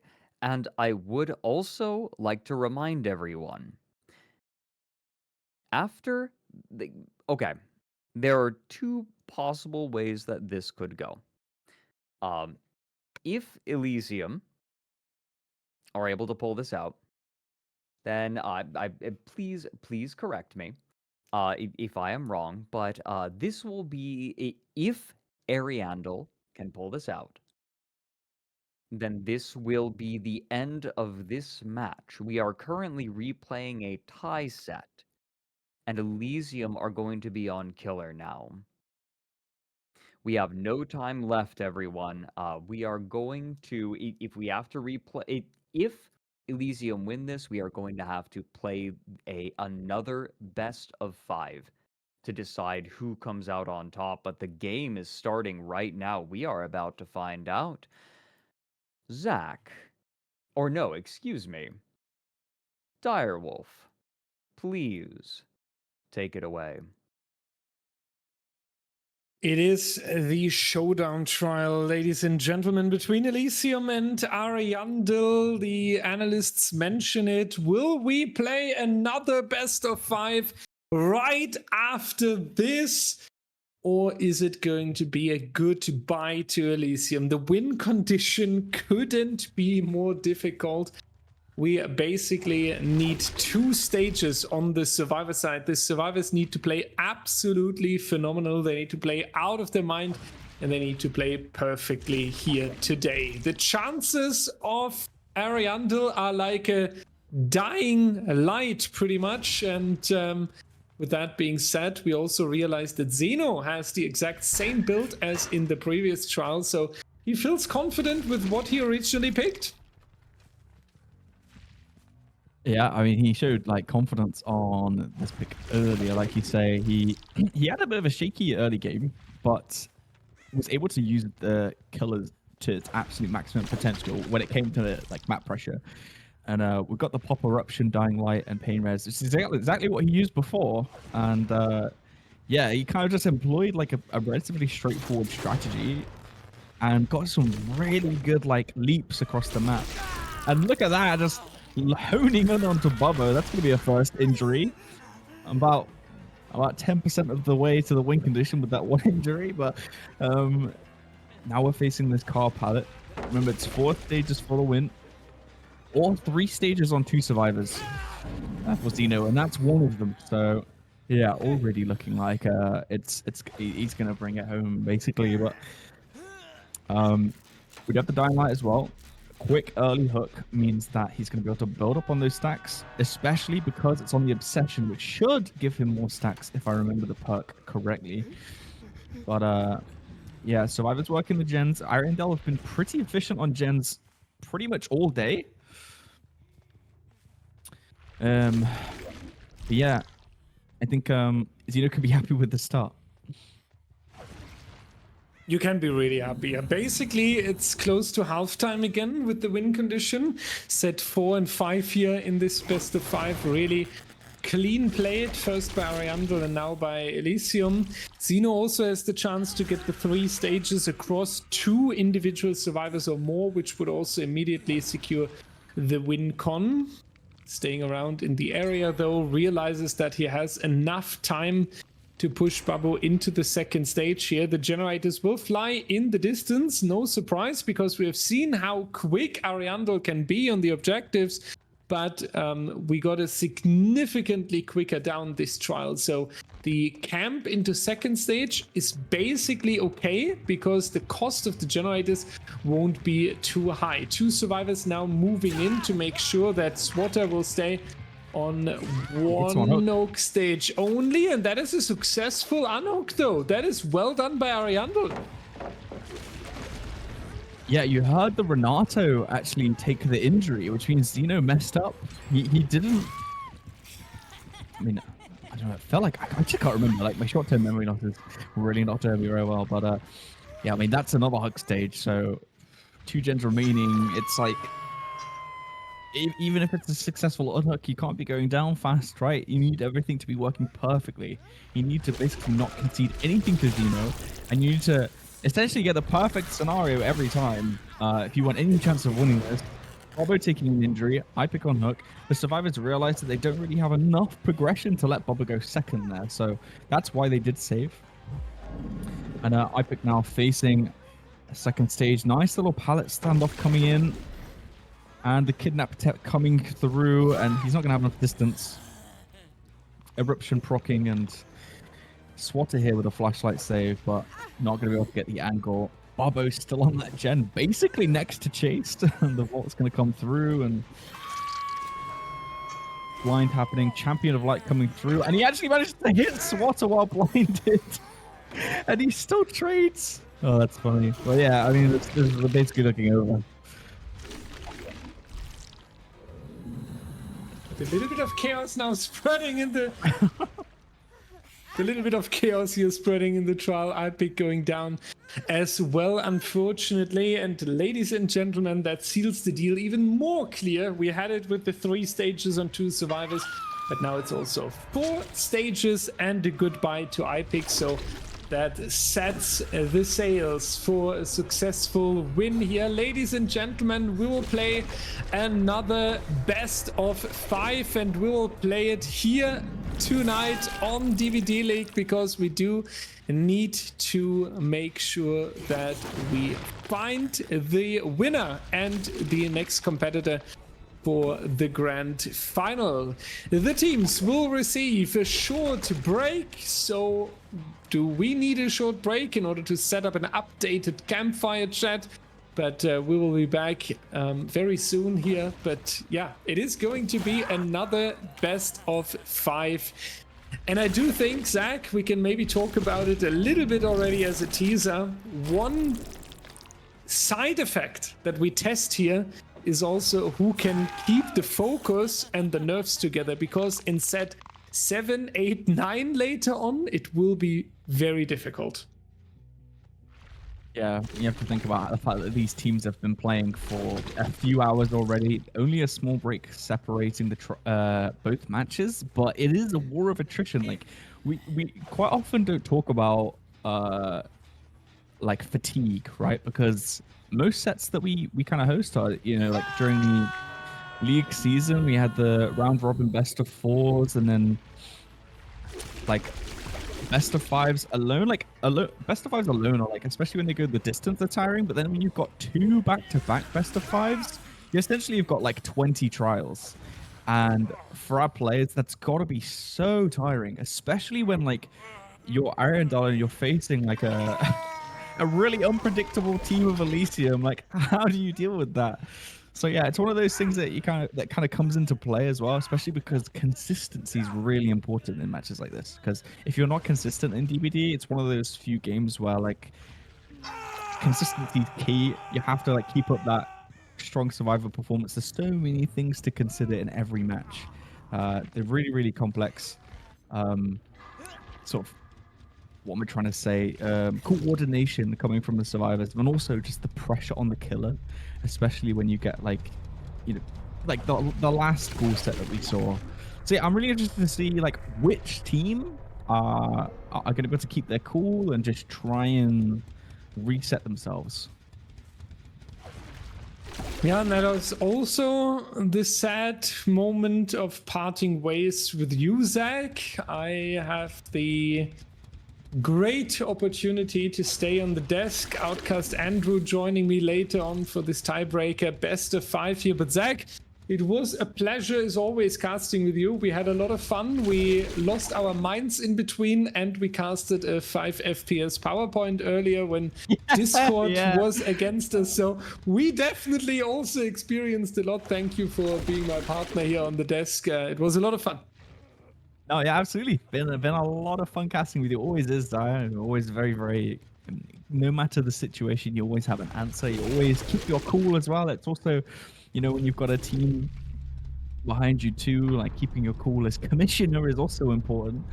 Making sure you're leading the ship, calm and collected, which you're always very good at. But yeah, thank you for having me on the caster desk. I believe I'm actually joining the analyst desk, so I don't think it's goodbye, at least from a match point of view, but from a casting point of view, I will be stopping here. But thank you very much, everyone.